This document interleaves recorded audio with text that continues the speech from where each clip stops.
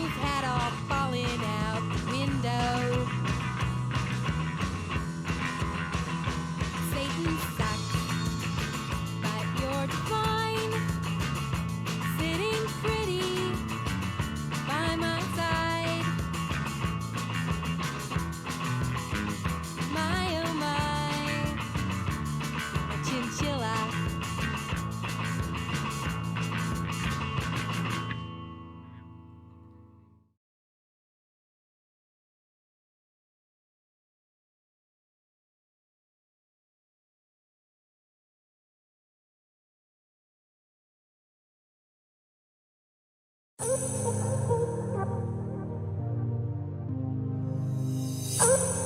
I'm Connor Richards. I'm from St. John's University. I'm majoring in sports management, and I'm a member of the FIFA team. My name is Daniel Polishuk. I'm a freshman at St. John's University, majoring in sport management, and I am on the FIFA esports team. Hello, my name is Tom Stanowski. I'm from DePaul University, majoring in computer science, and I will be playing with the Overwatch team. Hello, my name is Jacob Ahrens. I am the president of Niagara University Esports. I'm a junior here at Niagara, studying computer information sciences as well as history, and I am the captain of the League of Legends team. I'm George Hill. I'm a senior here at NU, and I'm captain of our Smash team. Hi everyone, my name is Tyler McNair. I'm a senior at Niagara University studying education, and I think we at Niagara University are excited to participate in the Vincentian Cup just because it's a unique opportunity to foster those positive relationships with our fellow Vincentian schools and compete in a fun environment. I'm excited for us to compete because this is an event that I think can draw a lot of excitement and really build a following with our student body and other fans of esports locally. I'm excited for our university to be a part of the Vincentian Cup because not only are these showdowns where school spirit shines the most, but it's also quite an exclusive opportunity that is streamed, that people are able to rally behind and support each other. To me, the Vincentian mission is all about giving back to the community, giving back to people who may not be in the greatest position of success and making sure that they have the chance to do so. It means always thinking about others. To me, the Vincentian mission, it's all about bettering the community you live in and bettering communities that are around you. And I think that helping the less fortunate is one of the most rewarding things you can do as a person, and it just makes the world a better place. Within our esports team, our tagline is good luck, have fun, be Vincentian.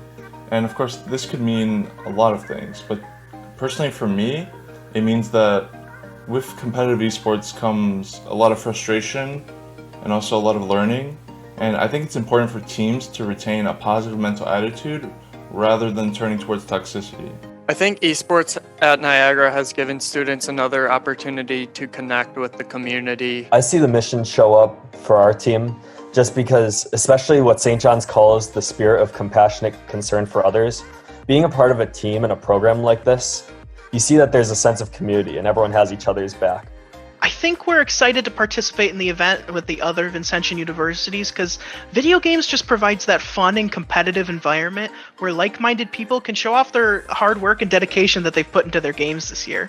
I'm excited to participate in this event with other Vincentian universities because, like I said before, all of us are able to do something we collectively enjoy, just playing video games, and we're able to meet people who share those common interests from across the country, while coming together to honor St. Vincent's legacy by contributing to the community, which is something that all our schools truly embody. I think one of the most significant parts of St. Vincent de Paul's mission that's resonated with me is helping those who are less fortunate.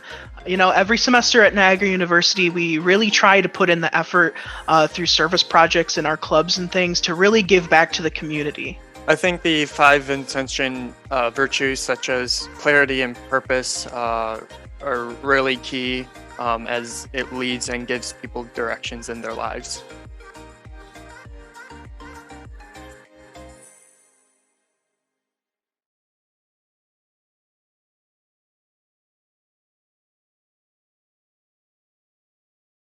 Hey, and welcome to the Vincentian Esports Cup, a celebration of Vincentian universities across the country, including DePaul, Niagara University, and St. John's University. My name is Vincent, and I'm joined by Chef Billy. Billy, how are you doing? Doing pretty good. Pretty honored to be a part of this. Growing up Catholic, I do know quite a bit about this. We had Saint Jean Baptiste up in Montreal, where I grew up for the first 10 years of my life. So we call it Vincentian in French. So yeah, this is a pretty big opportunity to showcase some of the Vincentian American universities here. And we're looking forward to seeing what these teams are going to bring out today as far as the Overwatch community is concerned. It's been a not long winter's break. We're almost into February. We're finally getting back into collegiate Overwatch, talking about that. I mean, we've been talking about it in the off season. We've been looking at, a lot of people from the collegiate scene going to Overwatch League, like Reiner and others. So, I mean, it is about time for us to get back on the collegiate train. I am so happy to be back here with the EGF. This is going to be a rocking day. I am super excited for this. I love it. I too am very, very excited. And well, the good news is, we're straight into championship. St. John's is going up against DePaul. This should be interesting. They have some history. I mean, in the regular season, the EGF, we've seen them come together once already, and it was favoring St. John's. So DePaul definitely are going to be wanting their revenge, regular season or not. Right. So, I mean, we're going to take a look at the match. They, by agreement, both the captains decided they were going to go ahead and choose DePaul as the first map for the night, and then we're going to go to loser's choice after that. So this is a best of 5. So the first one to win 3 maps will be your winner and the champion for the Vincentian Cup Overwatch rounds. And I know that they're looking forward to playing some Rocket League tomorrow. All 3 colleges will be participating in that night. We'll see Niagara University, and I've actually had a chance to cast all 3 of those schools in the Rocket League scene. So I tell you what, tomorrow's going to be a fantastic day, but we got Overwatch tonight, and we'll see who's going to take DePaul, who's going to stick it out there, and has the meta shifted any from when we last saw these teams back in the fall?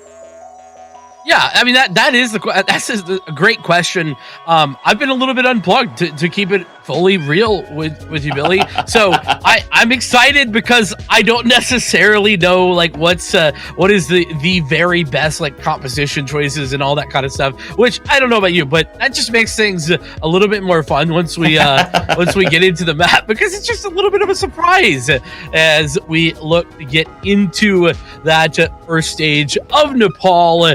St. John's and DePaul University. This should be a good one. Yeah, I mean, the Scarlet Reds out of St. John's, DePaul, bringing in their team as well. I tell you what, we're starting out on Shrine right now, Vincent. Looking for the Symmetra. You want to get your team out 8 cast. You have 2 different versions of aerial pressure. Showing us the Farah. We've got Liam, Lizard on the Echo. So you're going to have the duplicate ability coming out for St. John's. That might really weigh into their favor. Yeah, and I really think it's interesting that Volak has gone for the Junkrat as well. Definitely on the lookout for that chip damage. But speaking of damage, it's going to be Joe to find that opening pick. The follow-up is just as good from Liam Lizard, which means that St. John's should be able to take this one away, and indeed they do, Billy. Yeah, I mean, this is fantastic work right off the gate from St. John's. They took the aerial threat away, took out the res ability gone as well. So, yep, there we see it. A Volak and Noob, the DPS for DePaul, swapping off to a hit scan and a little bit more of a one-shot potential. Well, I say that as Volak now decides to go with the Torb. So, a double switch there. So you're going to have the aerial threat taking care of that. A duplicate is almost already online for Liam, so I'm looking for them to take Tangerine, Eva, and copy it. Nope, they go with the Winston. And, either one, that does work, I guess, trying to farm up that Primal Rage, but still getting a little bit slower. There we go. Disrupting the entirety of the backline. Nope.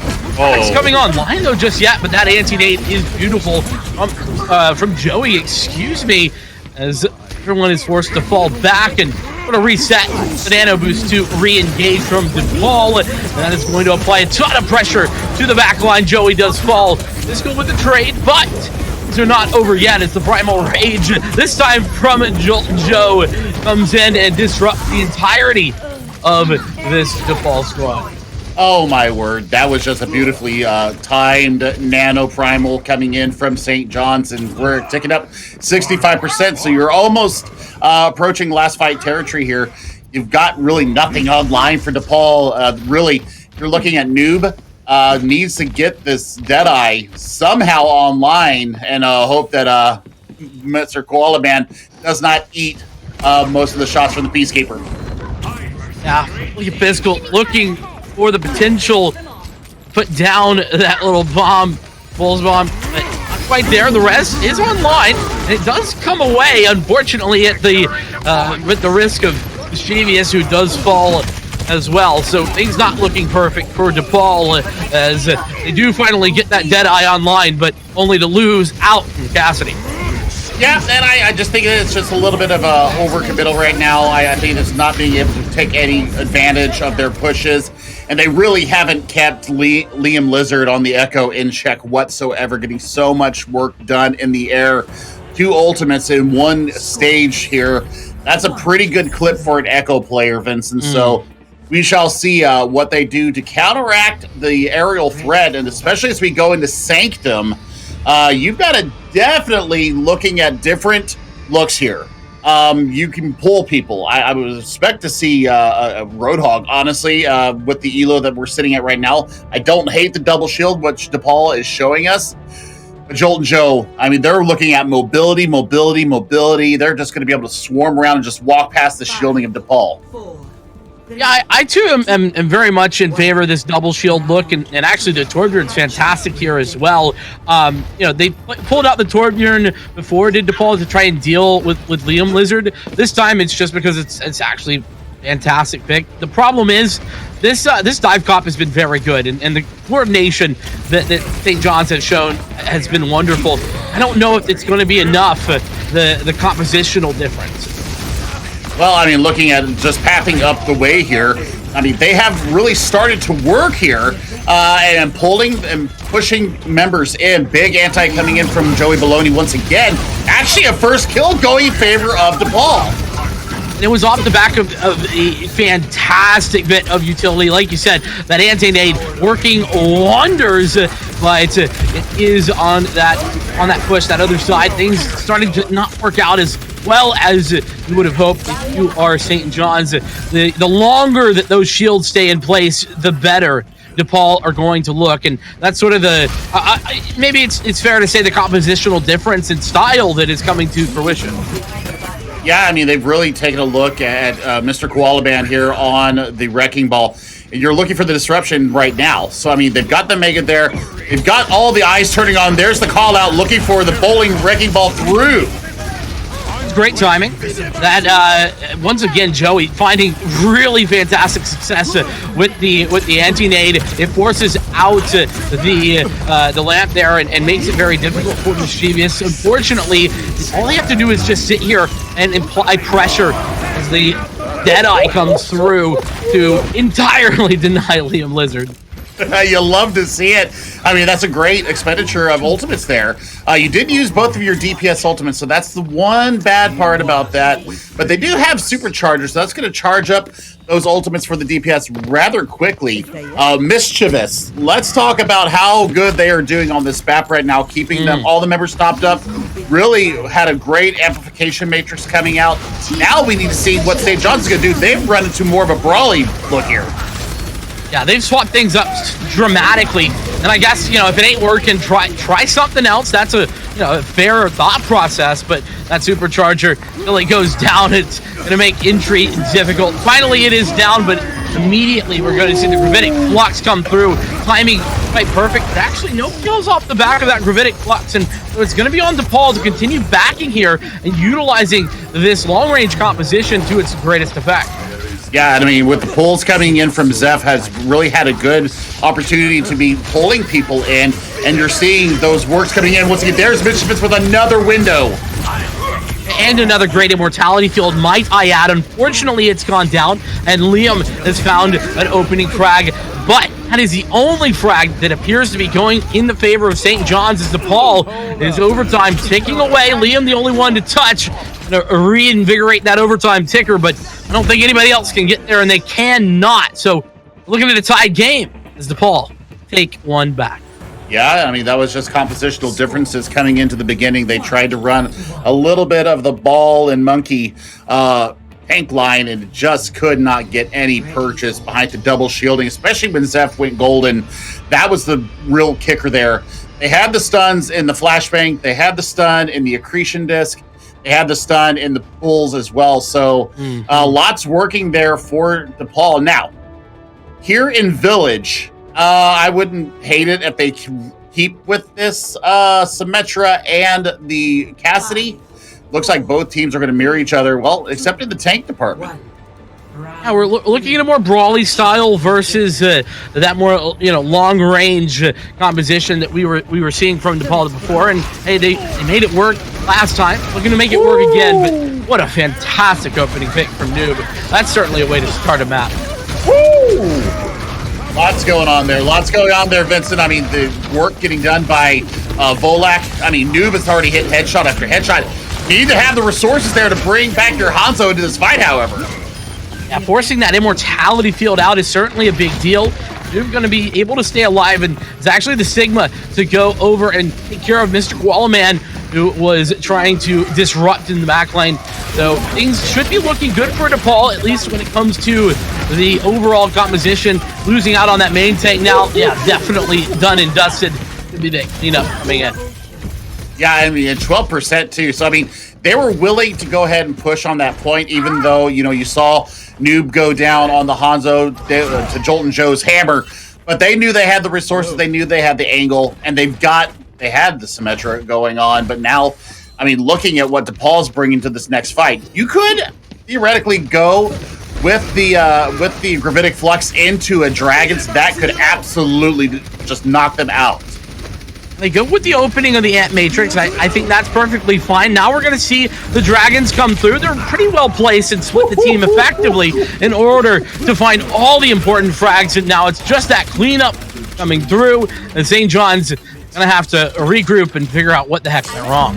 Well, I'll tell you what went wrong. They decided to address and take a look at that window, and all that was through that window was death. True. Literal death. That is all. I love this rotation, though. This is looking good. Much more intelligent this time from St. John.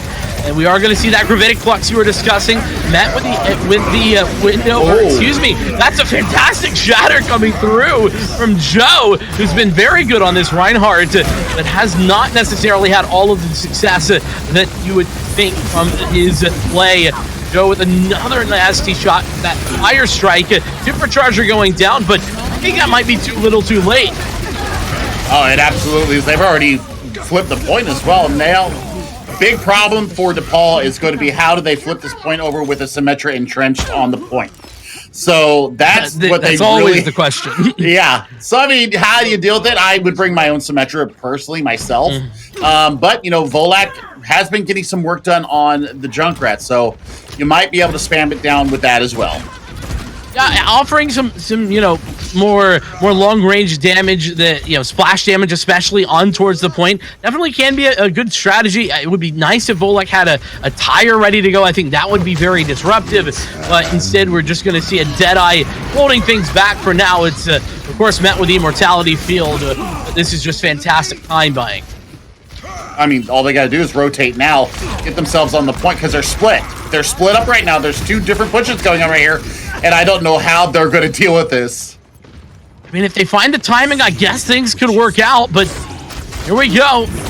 They're going to take out the teleporter and actually throw down the Dragons. That's going to split the difference there for St. John's, as now DePaul comes in trying to help out. Unfortunately, obscures the fall in order for that to happen. Volak, that follow-up, and now the tire's online. Time to see what he can find, and unfortunately, it might not be enough. Immortality Field helps out. It's beautiful. Once again, Joe using that Earth Shatter at the very end, maybe unnecessary, but ultimately, St. John looking very, very good here, picking up map number 1.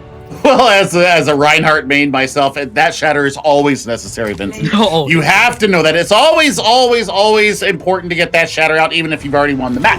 That is how you assert your dominance with the MTD difference. So, looking at what we're seeing here, I mean, Noob had a great Deadeye here. He waited for the shields to go down. DePaul, takes the defeat there in the beginning. So St. John's are on the 1-0 lead here. And I tell you what, I mean, it was entertaining. St. John's really played that very cleanly, but DePaul definitely made them work for it. So this might not be an exact replica of what happened during the regular season. Yeah, and just to remind everyone, St. John took a 3-0 victory in week 4 over this DePaul squad. But yeah, like you said, there was no point at which I was like, oh, this is just St. John walking away with this. That didn't happen. And it was really, really interesting to see sort of the very different composition choices that we were watching, especially on the last stage there on Village, and how the interactions kind of came through, and especially how that Symmetra, once you get on that point, once you really nail yourself down, it is hard to dislodge that Symmetra once it gets there. It really is. I mean, there was no way that they could break through. That was it. That was done and dusted. So they looked at it, and they had a good chance to get in there. I think the Dragons from Noob could have been a little bit better from behind, because I mean they had no idea he was there. But they were able to rotate around it, and they end up winning it 2-1. So now 1-0 up here in our best of 5. Absolutely.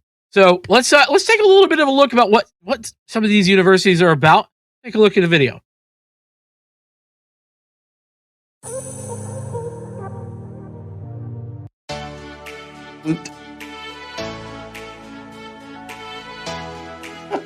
Hi everybody, I'm Bill Newton. I'm the Assistant Director of Campus Activities here at Niagara. Hi, I'm Courtney. I serve as the Director for Student Involvement and Esports at DePaul University in Chicago. I'm really excited for us to come together for the Vincentian Cup because I think that it's a really unique opportunity to bring these 3 schools together because of our common mission. We're the only 3 universities in the country, DePaul, Niagara, and St. John's, that are threaded together because of that Vincentian mission. This Vincentian Cup really presents a chance for our students and our university communities to come together, share our love of gaming, and also hope to raise some funds to benefit students within our universities who are in need. Here at Niagara, we have a student assistance fund called the Rendu Fund. So our Rendu Fund is housed in our campus ministry department, and it's used for students who need help just in a variety of different ways. That could be everything from just everyday type supplies and toiletries to helping to purchase bus tickets, train tickets, or even plane tickets to help get students home during the breaks.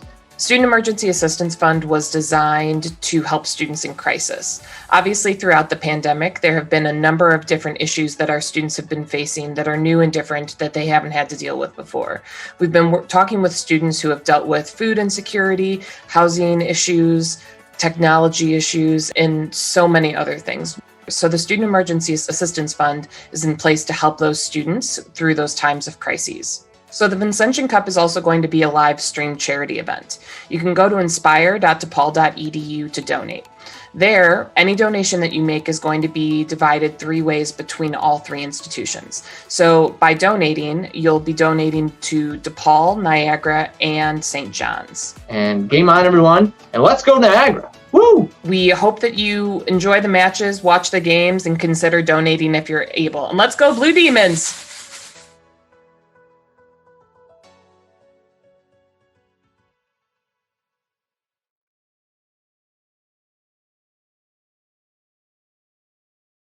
Welcome back to the Vincentian Esports Cup. We had a great time on map number 1. That was Nepal.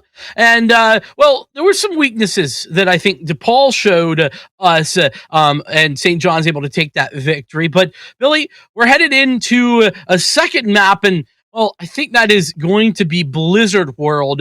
Is that going to be better for DePaul or worse for St. John's? Regarding the compositions that we kind of were seeing, them be comfortable. Well, I mean, it is loser's pick, so they must feel comfortable going into Blizzard World. I think it's going to be the winner, or I think that it's going to be the winner choosing which side they're going to be on. So defensively, if DePaul are on the defense here, double shield is gorgeous on first point. You can actually do it on both points. You actually do a split defense on point B should it get there. But point A, really, you run, a shooting blind, if you will, which is where you have the Sigma with his experimental barrier, and then you put a DPS, either a hit scan or a sniper. You can put a Hanzo, you can put an Ash up there. Damage boosted Ashes are very good here as well. So, we saw the dive come out twice on Nepal from St. John's. So could we see it again? Yes, I think they're going to have to really think about what they are going to bring as far as a brawl comp, if they're going to go rush. We saw the McCree the Cassidy very heavily featured from St. John's. So we'll see how they decide to path it. We'll see who's on which side, and I can really postulate what they should be doing when we get into that point. Yeah, no, that's fair. And I definitely am looking forward to, regardless, I'd imagine Nepal going to go back to, what was working with regard to their double shield. On that defense, it's a little bit more difficult to do that on offense, but the looks of things, Nepal are going to be starting defensively, and St. John's on the attack. Interesting that St. John's would choose to go that way, but here we are. Yeah, I mean, you and Bullskunk, my other casting partner, I tell you what, we always have this argument between back and forth. I always want to go out there on the offense. I want to set a time down, and I want to put that pressure on the other team. Jeff is of the mind that you want to go defense first. So St. John's is following my lead here, and I really appreciate it. Well, yeah, I mean, hey, that's fair enough. And to be fair, there's a good argument, I think, for both sides. I am with Bullskunk on this one, but to be fair, this is a good composition to dislodge what Paul have set up in their double shield. We saw Liam do some really good work on the Echo already, but Noob is on the Ashe, and you mentioned the Ashe and the damage boost. That is set up to succeed here. Yeah, I mean, this is great. Where is Tangerine? That's the only problem that I don't see is where is the Sigma. There he is right there. So yeah, this is perfect. They can rotate shields. They can stun up with the accretion. Lots of work to be done, but you have to watch for this rotation. Absolutely.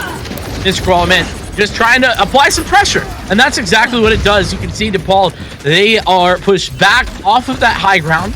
They have such a big advantage in, and now they're just playing on the point, sort of trying to not get overwhelmed, and be getting just a little bit overwhelmed here as it's Volak to go down. Liam Lizard to find that success, and this is all falling apart from there. Again, that Echo really doing the damage. Joey Baloney had a hand in every single one of those deaths there, and that is a bloodthirsty assassin of an Ana right there. So Joey Baloney for St. John's really landing a massive nade in there and just taking full advantage of it. Liam has been showing very well on this Echo. I tell you what, and here's the deal. Volak, if I was Volak right now, I would be going Sombra, running it in conjunction with Noob's Ashe. And the reason is that I want to take the flight ability away from Liam. And I also want to take the jump ability or the defense matrix away from Mr. Koala Man. Those three targets right there are just huge. Yeah, unfortunately, that's a really hard answer to find in the moment, I think. Especially, you talked about the level these teams are at. That's somewhat feels counterintuitive, at times. And while I think you're right, definitely going to be difficult to find that answer. And as an answer, Volak going over to the Torbjorn, again, makes a lot of sense, at least logically. Like, you're going to apply pressure with the turret, going to try and deny Liam Lizard, but there's a name we haven't really talked about, and that's Slurpee, who's done a really good job of keeping Liam healthy throughout some of these engagements. Speaking of engagements, here we go. Joe trying to go through and dislodge the entirety of Nepal up top. To see Liam pull out that duplication and continue to find success. The entirety of the cart is just rolling while this is happening. Really. I mean, that's a fantastic denial of it, though. So we love to see that. We love to see the shutdown of the ultimate. Oh my gosh, Tangerine is living on a prayer right now. The stickies land on the obscure. That is massive. Oh boy, St. John's finding some success here where it is entirely difficult. I mean, this is definitely a defensive point. It is hard to push all the way through on Blizzard World, but St. John's are doing it, and they're making it look relatively easy, Billy. Oh my gosh, Vincent, here's a scary thing. This is halfway to a third nano already for Joey Baloney. Third. And we have 4 minutes and 33 seconds, and we're on point C now. This is absolute disgusting work coming out from this Ana player right now. That's a big initiator for them getting so much done. Yeah, I just keeping number one, everyone healthy, but number two, finding those biotic grenades and applying the anti-heal consistently. That is what we've seen from Joey, and we're probably going to continue to see that here. We got Liam, replication is online, but it's Volak who pulls the pin first. Liam actually gets punished, so things are going back and forth, and DePaul might be able to pull this one back. Well, they might be able to, but there's the res coming in from Slurpee. She was the sub coming in off of the control map, now on the hybrid map.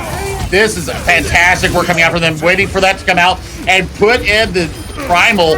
I want to see if he can get it done.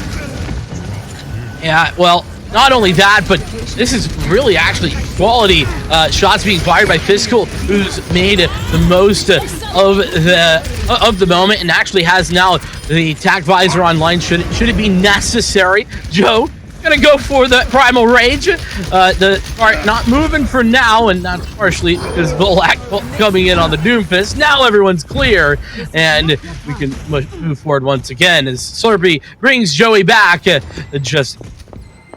Just in case, and you've got self-destruct and tac visor ready to go. Nothing close except for the gravitic flux, and I don't even know if they're going to be able to touch. Oh, the ball allows the speed to get onto that point, and actually really good coordination as Volak comes in to finish the job in towards Slurpee. Another follow-up from Noob. Good work being done by the DPS duo, and it's actually Obscure who finds a headshot in towards that second healer, so no healers. That's a problem. Gonna have to fall back and retry this if you're St. John's.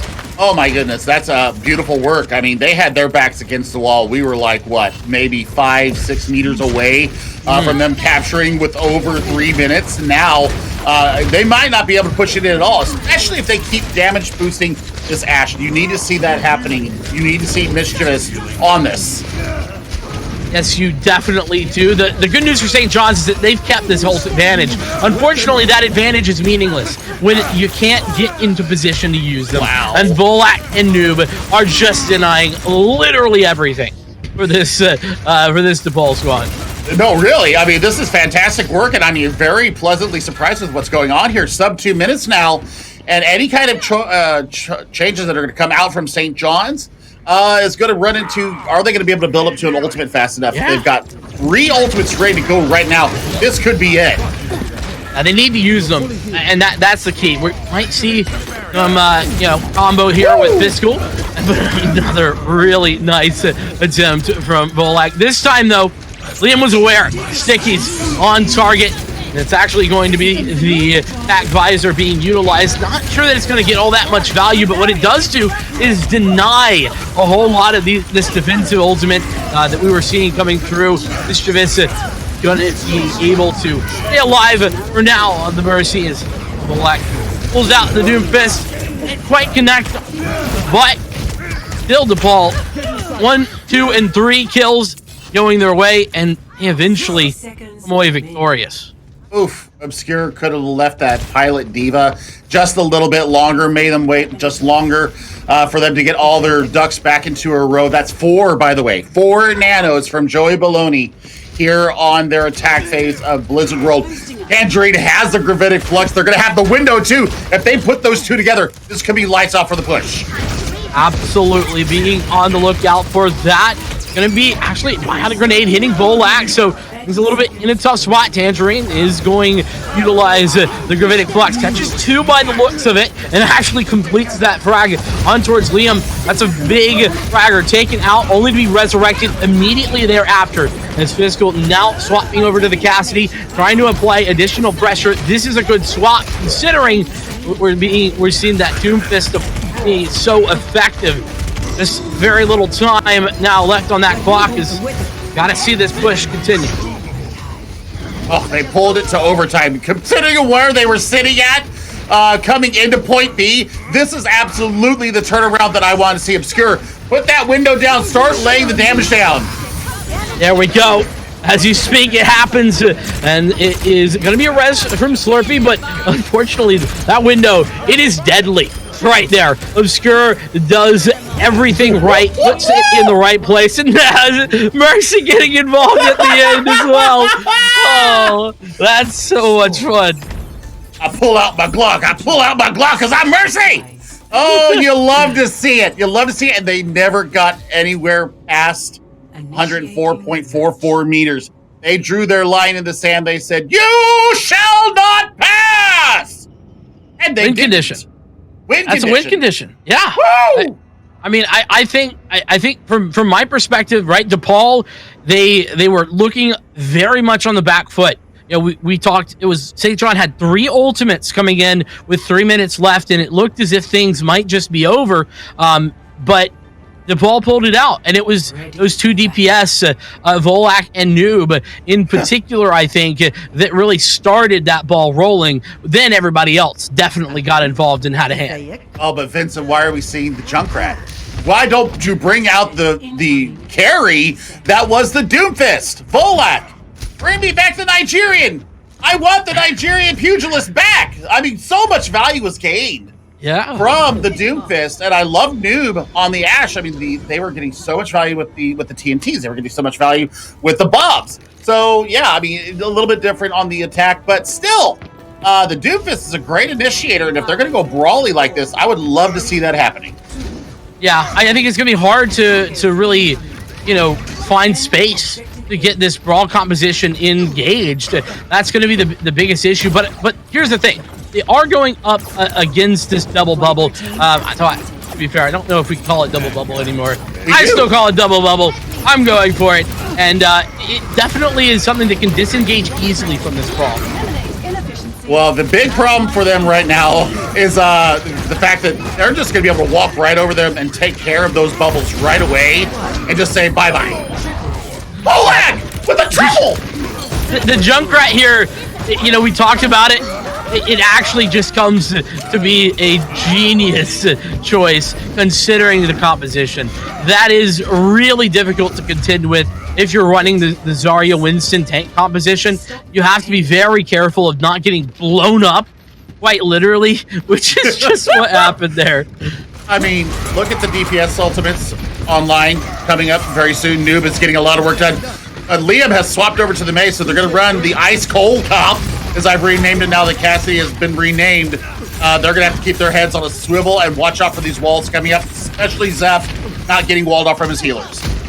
Yeah, Zeph going down there, that is very bad news. But here you go, Tyre. Gonna come over the top. Volak, all he needs to find is 1 or 2 here, and does dispatch with Slurp. She's no longer in the picture, and the Deadeye to follow up is phenomenal. I love it. Love it. I love the combo.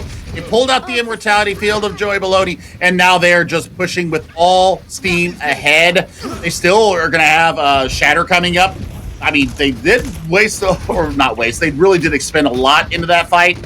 But now, you're looking at Deadeye from Fiscal, having just swapped. So already Deadeye online for that hit character.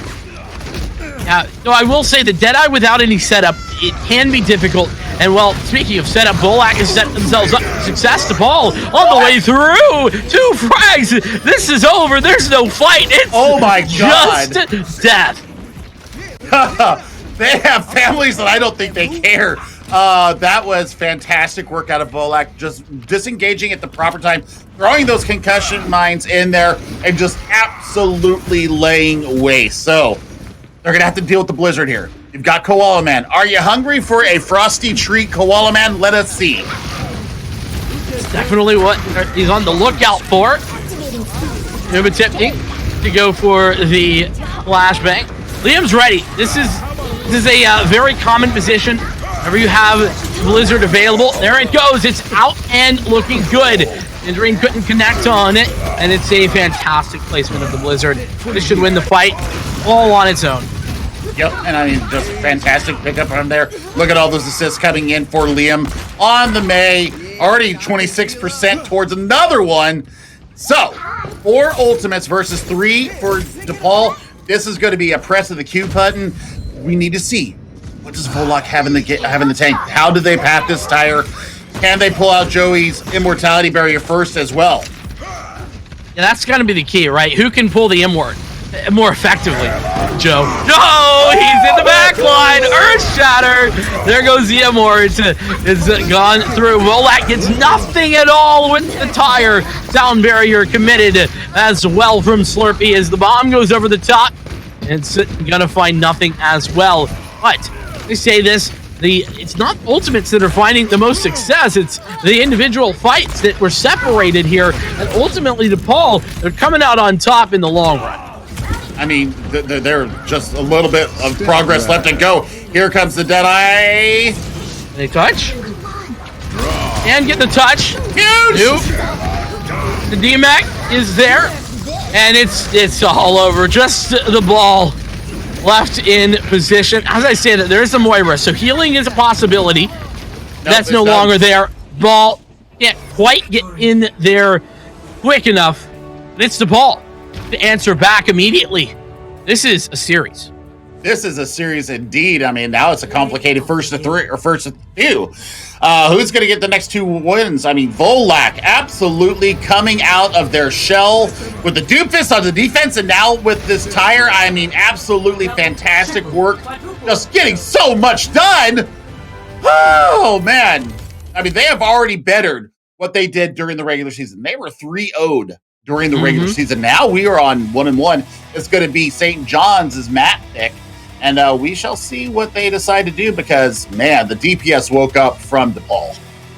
Absolutely. And, we were talking about how, the Doomfist looked so good and maybe we wanted to see the Doomfist on the attack and all that kind of stuff. And, the fact that the Junkrat was such a perfect counter pick, even though, it wasn't taken as a counter pick, is just fantastic. Volak stuck with it the whole time. And I gotta say, it really, really impressed me long term. We're gonna have to see how St. John's is able to adjust. So we're gonna take a look at a video here once again, learn a little bit more about the Vincentian Cup.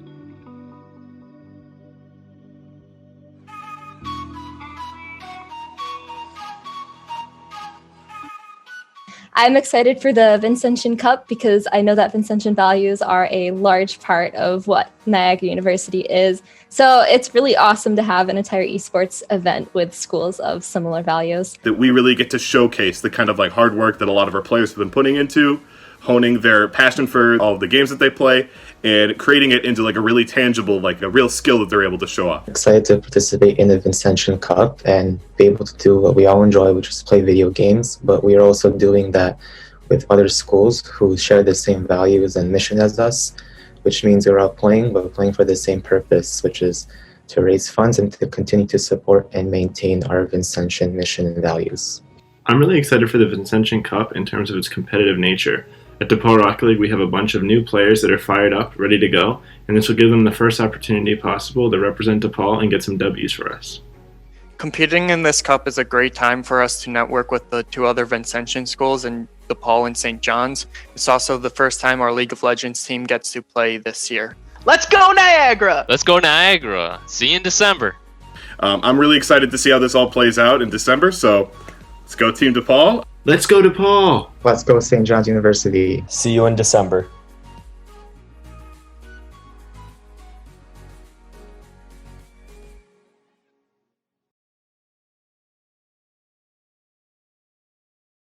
The Vincentian Cup continues with Overwatch. It's 1-1. This is heating up, Billy. DePaul, they answer immediately after losing that first map of Nepal. We're back and we're headed to another map here. Again, losers pick. St. John's going to be determining where we go, and it's going to be Volskaya. What are your thoughts? Ooh, I mean, Volskaya is an interesting pick, especially since we saw the damage boosted Ash come out from DePaul. It depends on which side the coin we're going to be on once again. What does Paul want to do? Do they want to go out and be the aggressor here, or do they want to sit back, defend, and then see what kind of benchmark they need to meet up with? So we'll see. The comps here. I mean, you can run a fairy here. You can run the Echo as well. Echo is very good on first point and second point. So I'm expecting Liam to bring back the Echo here on Volskaya. As far as the double bubble, I mean, they got absolutely run over by DePaul when they tried to run the double bubble. So I'm looking for more of a, if they are going to run the dive, if they're going to run the Winston once again, Joey Baloney's going to have to keep the heals up, building up to that nano very quickly. DPS wise, I mean, we've seen the work come out from St. John's with the McCree or the Cassidy. I mean, got a lot of value out of it. Yeah. Is there more in the tank, though? Is there more in the tank for them? Do they have more to bring out here? You might need a little bit more healing coming out rather than just single target healing. Joey Bellotti landing a lot of these nades. But running the Mercy sometimes could be a bit wonky, especially when you're trying to massively heal these big HP pools that you have on these tanks. So, I might want to see, either a Baptiste, which we did see come out finally onto Blizzard World. But, running a Lucio, running a Baptiste would be fine. Running a Moira, if you run double Banes, nothing bad with that as well. So, we'll see. And there's the escapability as well with the Fade, especially with the revamped, reworked Moira that jumps like 3 meters. When you do the Fade and you jump out of it, you jump like 3 meters in the air now. So definitely a good change. Looks like we're going to have St. John's is going to be on the defense here. So looks like DePaul has chosen that they want violence coming straight out the gate here, waiting for one more player to come back from probably grabbing a soda or maybe a shot of espresso from St. John's to wake themselves up, because I tell you what, they are living for it right now. This is better than what they did during the regular season. They've already taken a map off of St. John's now, so this could go either way. I'm really keying in on what St. John's brings out defensively. We need to see, are they going to bring out a little bit more brawl? They run very good brawl. I wouldn't be surprised if they do bring that out. They could even bring out a Symmetra, be able to teleport back and forth from different sides. So it just depends on what the tank line is going to do. And that's, everything will fall into line after we see that.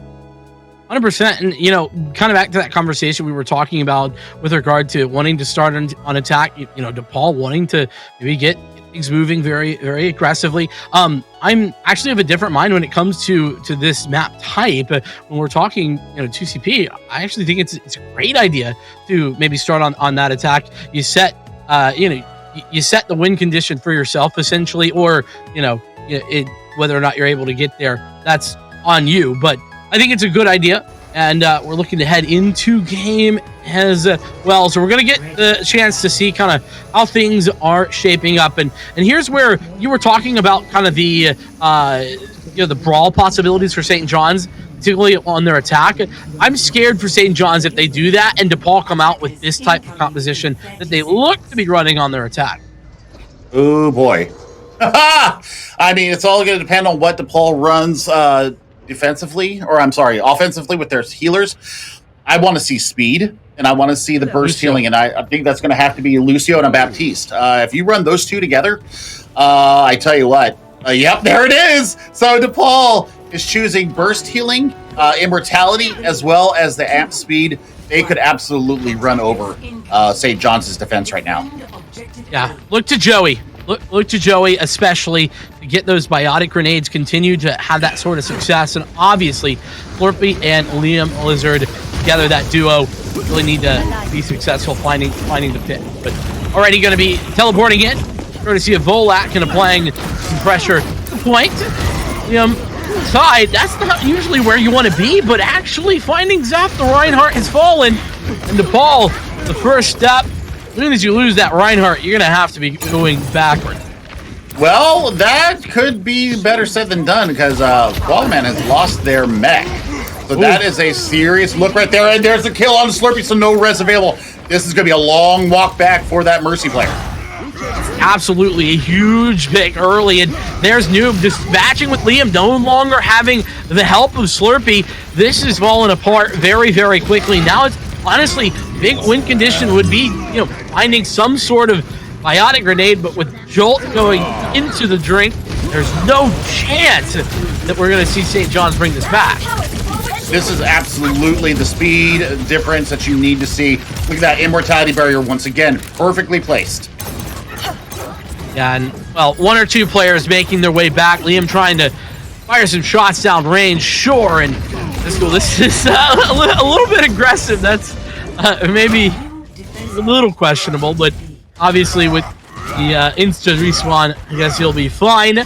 So St. John's losing out on point number 1 is DePaul question whether or not they want to maybe swap comp. I mean, I would. I would definitely do that. I mean, you're going to have Nano Primal ready to go, but you've got self-destruct. You have nothing to defend against this. Very true. It's going to be difficult. DePaul, they've entered, and here's that biotic grenade we've been discussing. Gets a huge couple of players dispatching with them 1, 2, and 3 very easily. So DePaul have to back it up. Yeah, and I mean, but here's the good thing for DePaul. They have now weathered the Nano. They're looking at the duplicate coming out. I'm going to expect Liam to take Zeph's Reinhardt to have a shield. But we'll see. We'll see if they decide to go that way or if they decide to go with the Diva and try to get a quick self-destruct. Hard choice to make, but a great setup, considering here Joe being very much in position and Squall trying to just deny that entry. Ultimately, it's not going to work. There goes that self-destruct we were just talking about. That's Squall Man in big picks. Only 1 ultimate used as well. What a huge win. The good thing, though, once again, is that they didn't use anything. So they're just weathering these ultimates piece by piece. And now, they're going to be able to come in. They're going to have the photon barrier. They're going to be able to put that up to defend against the Deadeye. And now you've got, Shatter. You've got 4, almost 5 ultimates ready to go for DePaul. So this could be the push, especially if they teleport smartly, which is what I'm expecting Volak to do. A good teleport and just get behind them. That could be the way to go. That's got to be the wrinkle, right? They've tried to just walk in. Hadn't worked. Now we need to teleport. There's that photon barrier. Nope, not quite going to go through just yet. Unfortunately, Joe had really done a good job of finding out Lucio. And another really strong biotic nade from Joey Baloney. Going to make it a fall back and regroup for DePaul once again. That's got to be on Tangerine. That's got to be on Tangerine. Tangerine has got to get their eyes up and find out where this Ana is. They've got to do this in a hurry.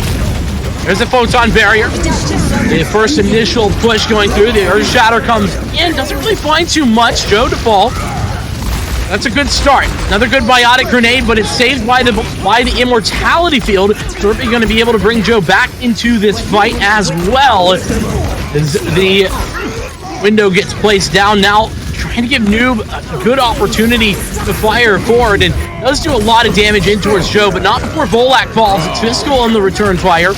And Tacity's dueling 1 by 1, and ultimately, St. John's have a far superior respawn point, and I think that's part of the reason that we're seeing this fight end off in their favor.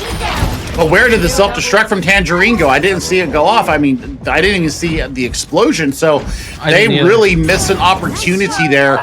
They invested 4 ultimates into that fight and got zilch out of it. No progress. Well, they did get the tick. They got 45.6%. So we are not going to end in a draw here. So this won't be draw Skya, ladies and gentlemen. Today, Zeph bringing out the ball that we saw working to great effect on Blizzard, on Nepal. And now, Volak bringing the Doomfist. The one-shot potential is available. So the difficulty here on the hamster is that, what are you disrupting? I guess the answer is this Ana, but, well, you can't really do that to Joey. You're going to get slept up, taken out, to help with Liam. That's an immediate lost fight, especially after Volak goes through. You got Tangerine, has Joe. The immortality field keeps Noob alive, so in the fight for just a moment, but losing Obscure, yeah, this is just a matter of time. Oh my word. Yeah, this is just really disconcerted and disjointed attacks going in. They haven't really pressed in hard, so we'll see. We'll see what they can do here. They've got about a minute left. Any kind of changes coming in now, you're definitely looking at not getting ultimates up in time, and you're looking at almost a 6-pack or a 5-pack of ultimates from St. John's. This window's got to be big for Mischievous.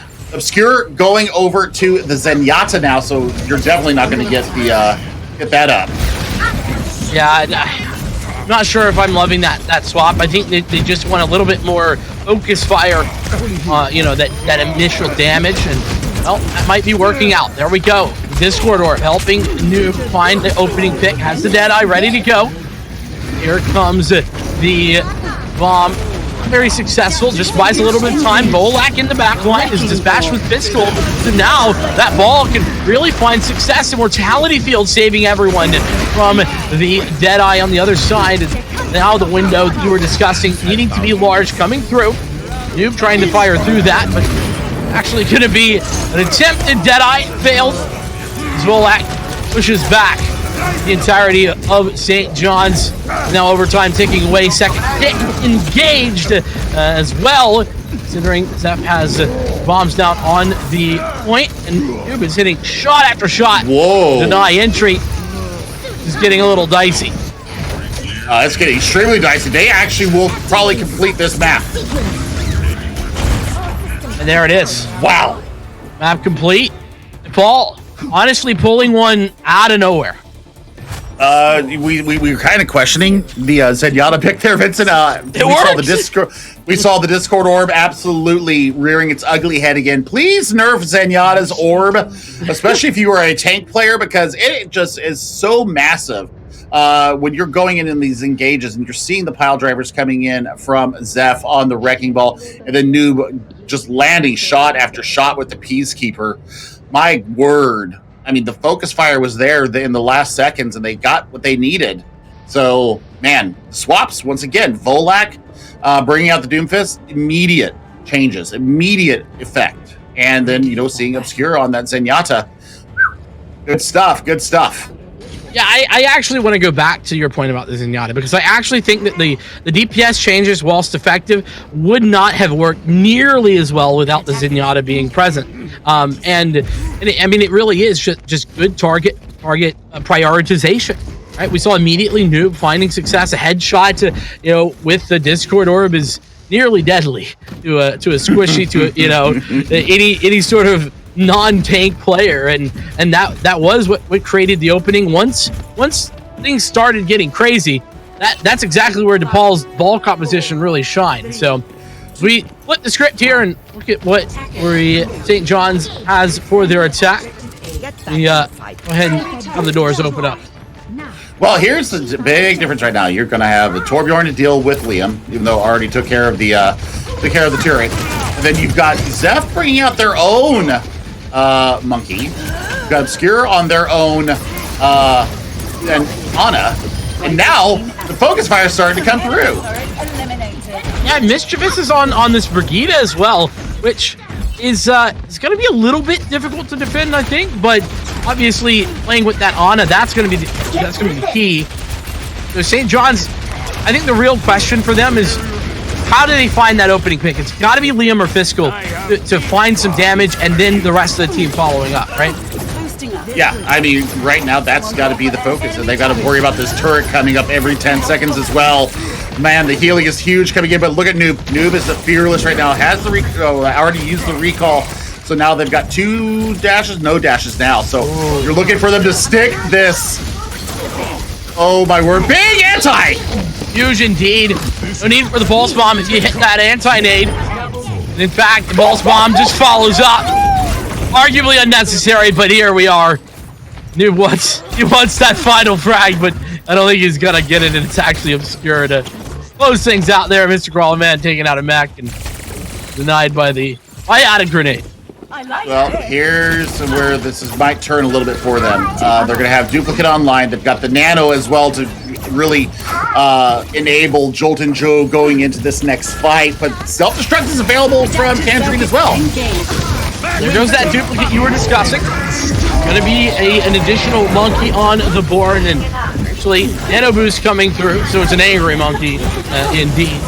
St. John's not quite finding any success, though, when it comes to the openings or finding anything with regard to that additional damage. So now, finally, it's going to be the first pick, but that's going to be Volak, who's found Joey. That's probably the worst case scenario. Oh, fantastic shot from Physical, though. Had the help of Slurpee just enough.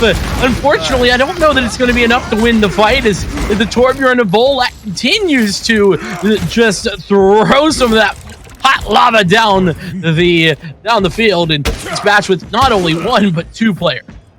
Oh, they've got Rally going to this next fight, so you're going to have the additional armor, Vincent. So that's going to make Zeph and Tangerine almost unkillable if they're in that range. And now the Pulse Bomb ready to go. That Pulse Bomb once again onto Joey. That's just really good target prioritization. Slurpee going to have to burn the Resurrection in order to bring them back. And now, big anti. There we go. Yeah, indeed. Slurpee not going to be actually taken out just yet. Just comes away with their life, but everyone else is falling.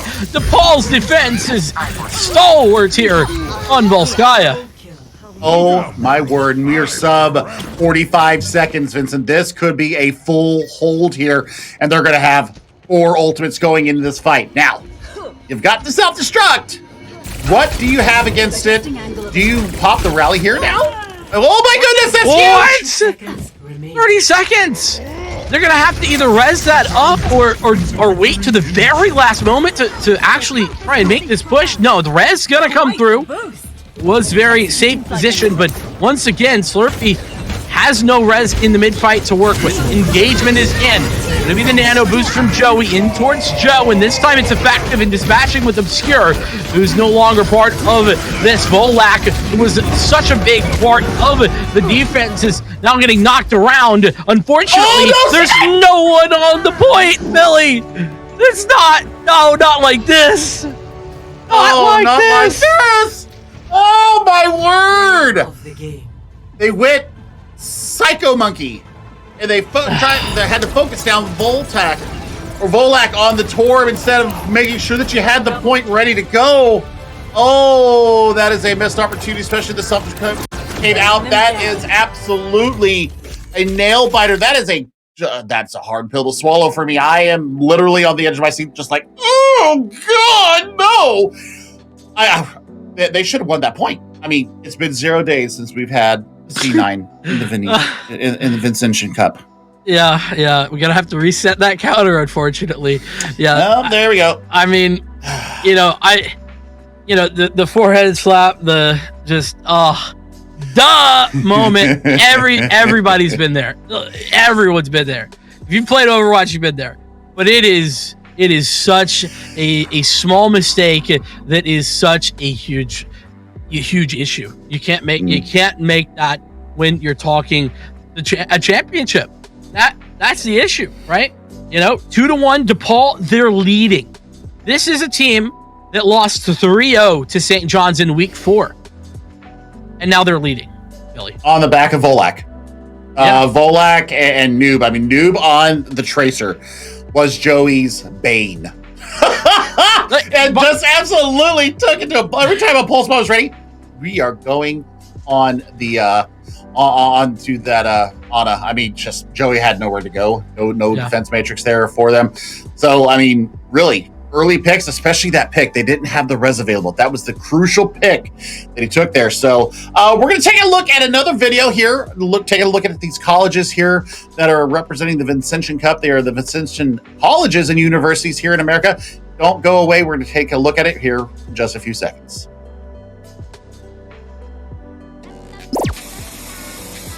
Hey there, it's Germ on the streets. I know, welcome back. It's the Vincentian Cup. Now let me show you a little something. Follow me inside. At these gaming setups, you can see our community gaming regularly and making some gaming gestures towards one another. Yeah, gaming. I am so excited to see my school compete. DePaul University in the Vincentian Cup. Germ has been carrying these dubs on his back for far too... Ow! Within the Vincentian Cup, we display our Vincentian mission. We're going to talk about that in a little bit, but you know what? Vincentian mission, that means something very personal to myself and obviously to St. John's and Niagara University. Now, this whole event is about the Vincentian values. Now, what do they mean to me? They mean that a community gets to share some mutuality between one another. Doesn't matter what the feeling is, as long as it promotes the wellness and the well-being of one another, that is all that matters. You see it in the gaming center, you see it throughout DePaul, you see it in St. John's, you see it in Niagara. That's why we're all together. That's why we are here working on this. And you know what? It is such a unique opportunity for esports players to come together for 2 days. 2, not 1, but 2, and you're seeing it right now here on the stream. How do I know we were in a stream? Fourth wall. I broke it. Now, before we get into the rest of this event, I got a little message from some of our friends. So come follow me.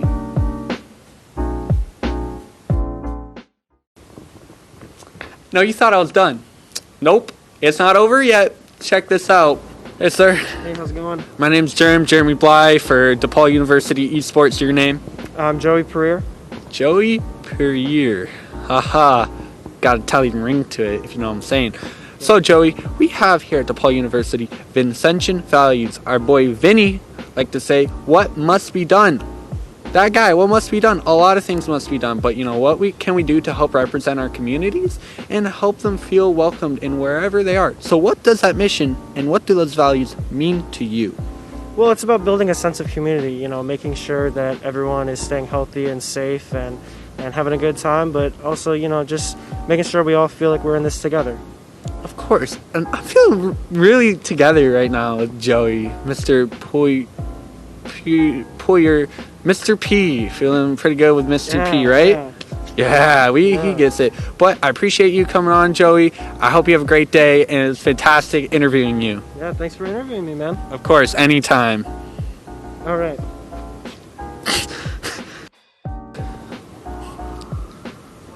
Hello, sir.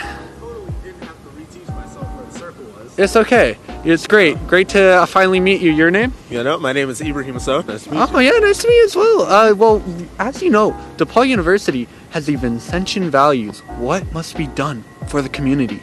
What must be done for your community? And what do those values mean to you?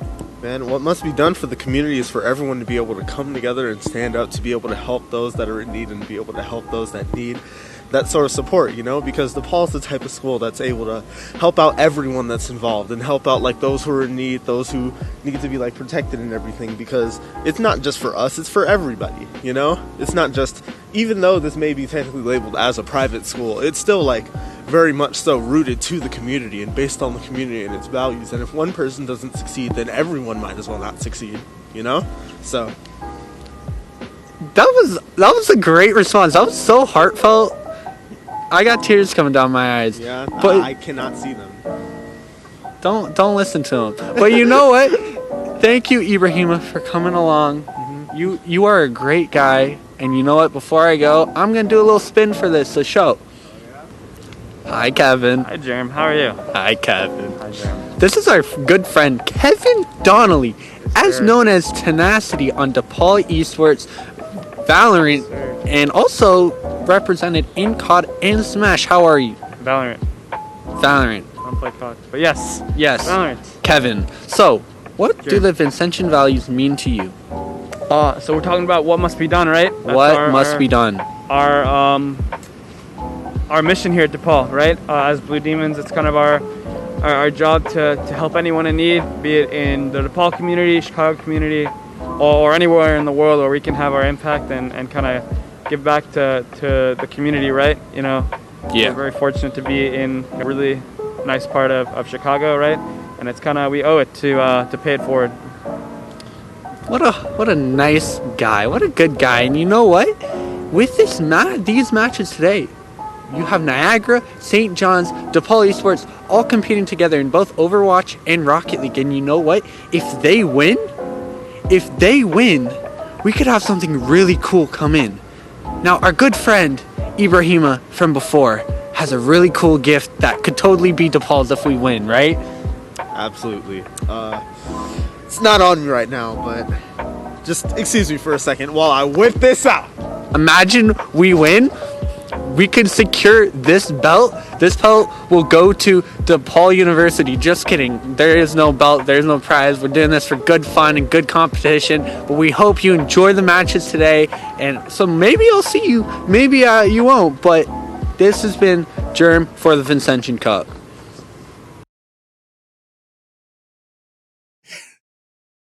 Welcome back to more of the Vincentian Cup. Vincent alongside Chef Billy, and I hope you're enjoying these videos from some of these colleges because they are very, very well made. Lots of effort being put in, and I absolutely love that, Billy. Oh my God, we were just chuckling. I mean, lots of work done. Using a green screen is not the easiest thing in the world. No. Then he transitioned to the live, and then his transitions were fantastic, absolutely stellar coming out from DePaul. There, St. John's and Niagara U, you better have stepped up your videos because it's going to be hard to top that one. For sure. But let's take a look at where we're headed. It's going to be our fourth map in this series, and well, you know, we thought there was a possibility that St. John's was going to run away with things. Boy, were we wrong. DePaul now leading 2-1, and we're heading to Watch Point Gibraltar. Gimme. And, well, this is going to really work into the Winston favored comps here, especially being able to take high ground, both offensively and defensively. It's going to be who is going to be able to take that high ground first and who's going to be able to hold it. We've seen two Annas now, both teams running an Anna with their Winston, and I tell you what, they've been doing fantastic work. So I tell you what, Gibraltar, this is going to be an interesting fare here for them. DePaul's going to be on the attack again. So this is St. John's choice. And now, I mean, we're looking at it. Do you run the double bubble here? This would be an area where you could run the double bubble, and Koala Man, you got to decide, are you going to mitigate damage or are you going to enable your Winston? Those are what I'm looking at right now. Koala Man has not chosen yet. We're at 30 seconds, less than 30 seconds. So, yep, we're going to bring out the Diva. So we're going to mitigate that damage. And tell you what, Mischievous, they really showed some good work on that Brigitte as well, being able to kind of counteract some of the aggression being showed by Jolt and Joe. So, Vincent. Hold on a second. Yeah.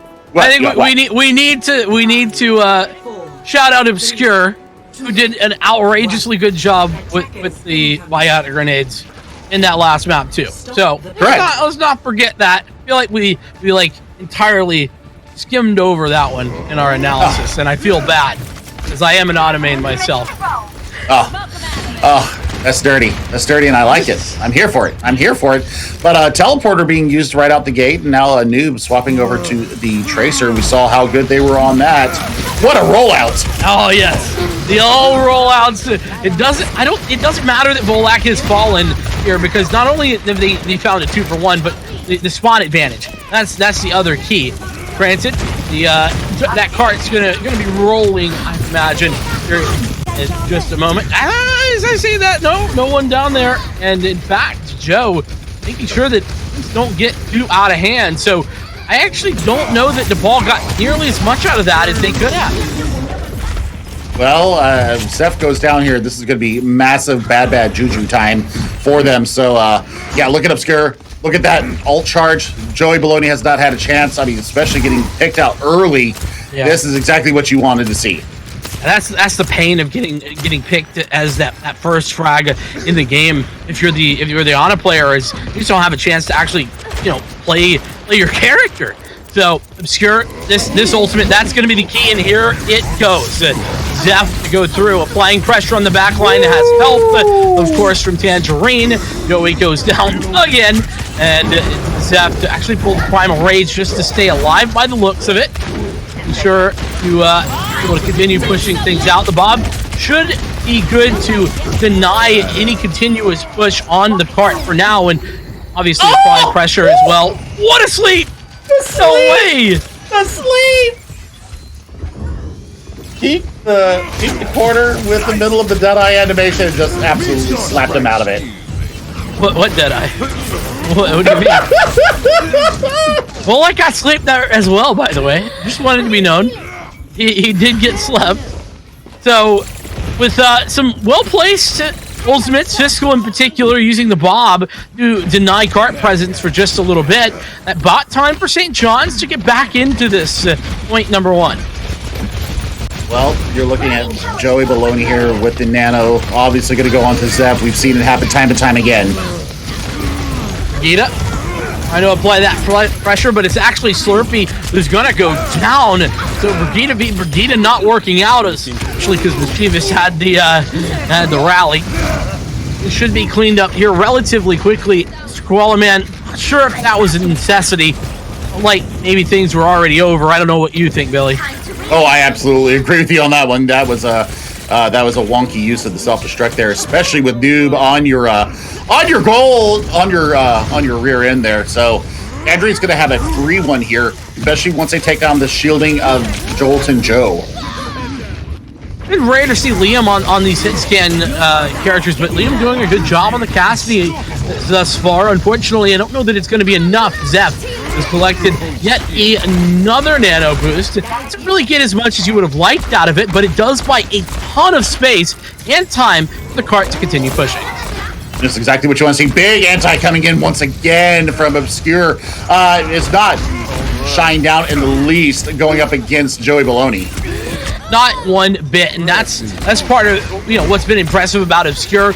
Didn't see the Ana until last map, and has continued to show that they are able to really take it to a fantastic Ana like Joey.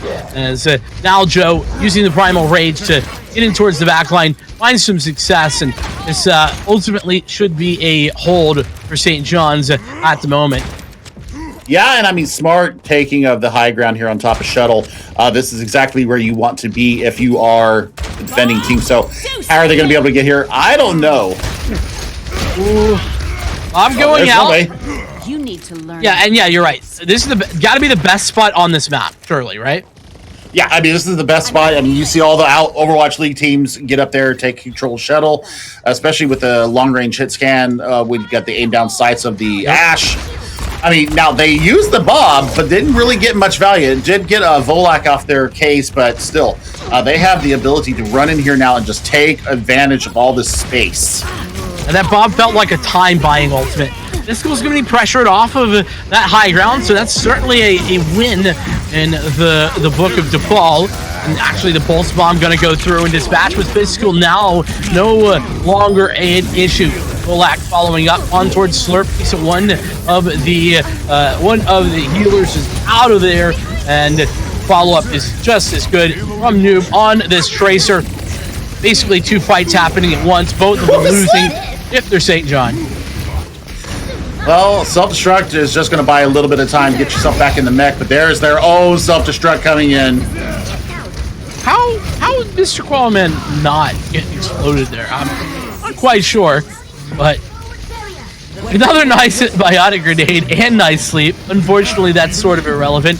The worst part of this losing fight is that Joey invested the nano boost, which is not the worst case scenario, but certainly want to have that one back.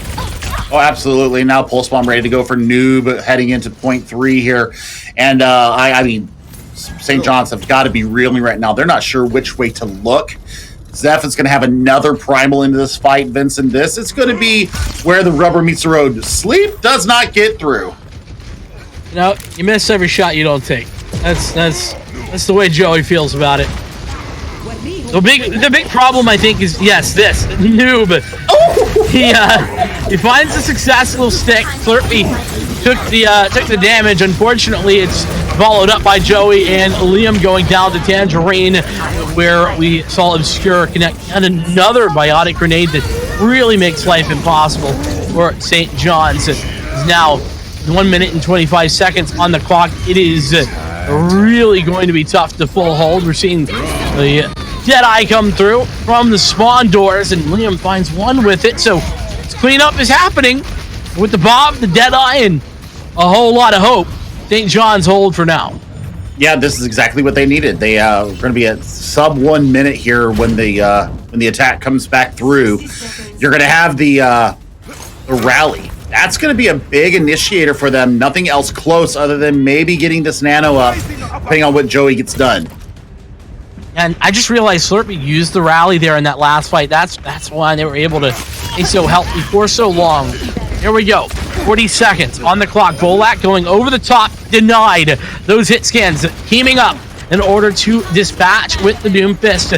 One big problem out of the way, but the looks of it, DePaul going to just play the waiting game. Nope, I am mistaken.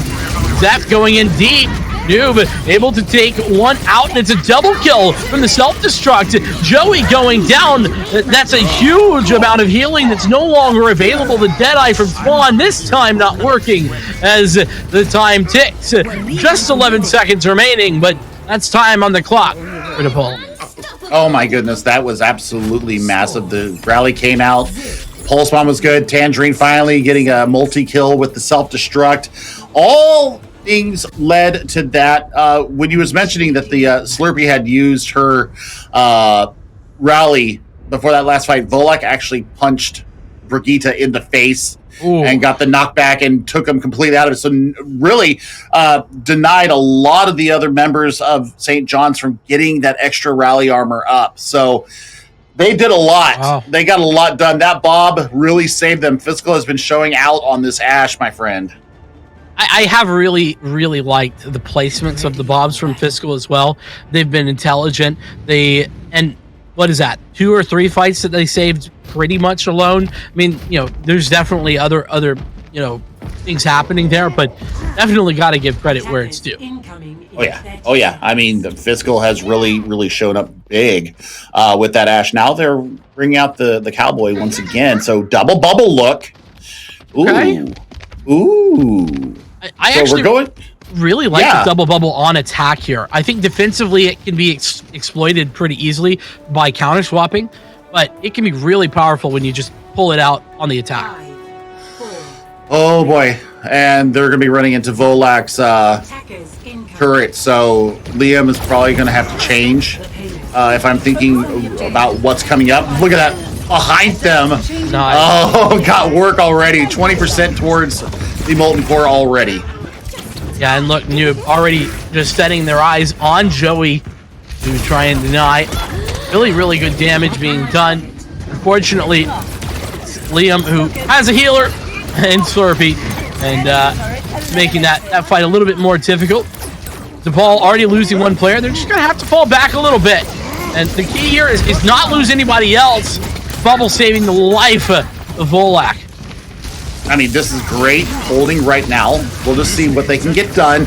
Joey, once again. Oh, my word. Liam is going crazy on this Echo once again. All about the angles. And whilst I got to say, Volak's positioning of the turrets are very good. It's been solid. When you have Slurpee sitting there, just keeping Liam healthy, that's a problem. You gotta have more than just that turret, addressing the most deadly Echo in the sky. I mean, just getting work and look at this, not feeling any pain right now, just going full in, getting all the zaps with that focusing beam. Oh man, that is absolutely disgusting work coming in right now. DePaul needs to swap. Volak needs to swap right now. There's really no question about it. Unfortunately, that looks like it's not going to happen. So Noob going to throw out the pulse bomb, doesn't find anything. Hopefully that means that he'll be able to pull a swap. He does fall. Another staggered pick as St. John's continue to roll through point number 2. Are we even going to see DePaul actually defend here? I mean, right now it looks like the answer is no. And they're just absolutely getting rolled with this composition. The double-double is absolutely owning them right now. Yeah, this is part of the reason this is such an effective composition as well. And so you see a whole bunch of ultimates come through. The Nano Boost trying to buy some space for Zap. It's going to be the duplicated self-destruct. Finds one more. Yeah, St. John's not even stopping for a moment on point number 2 as they just roll their way through. DePaul finally have made adjustments. Well, I mean, Noob swapping over to the McCree. That's going to take care of Liam in the sky.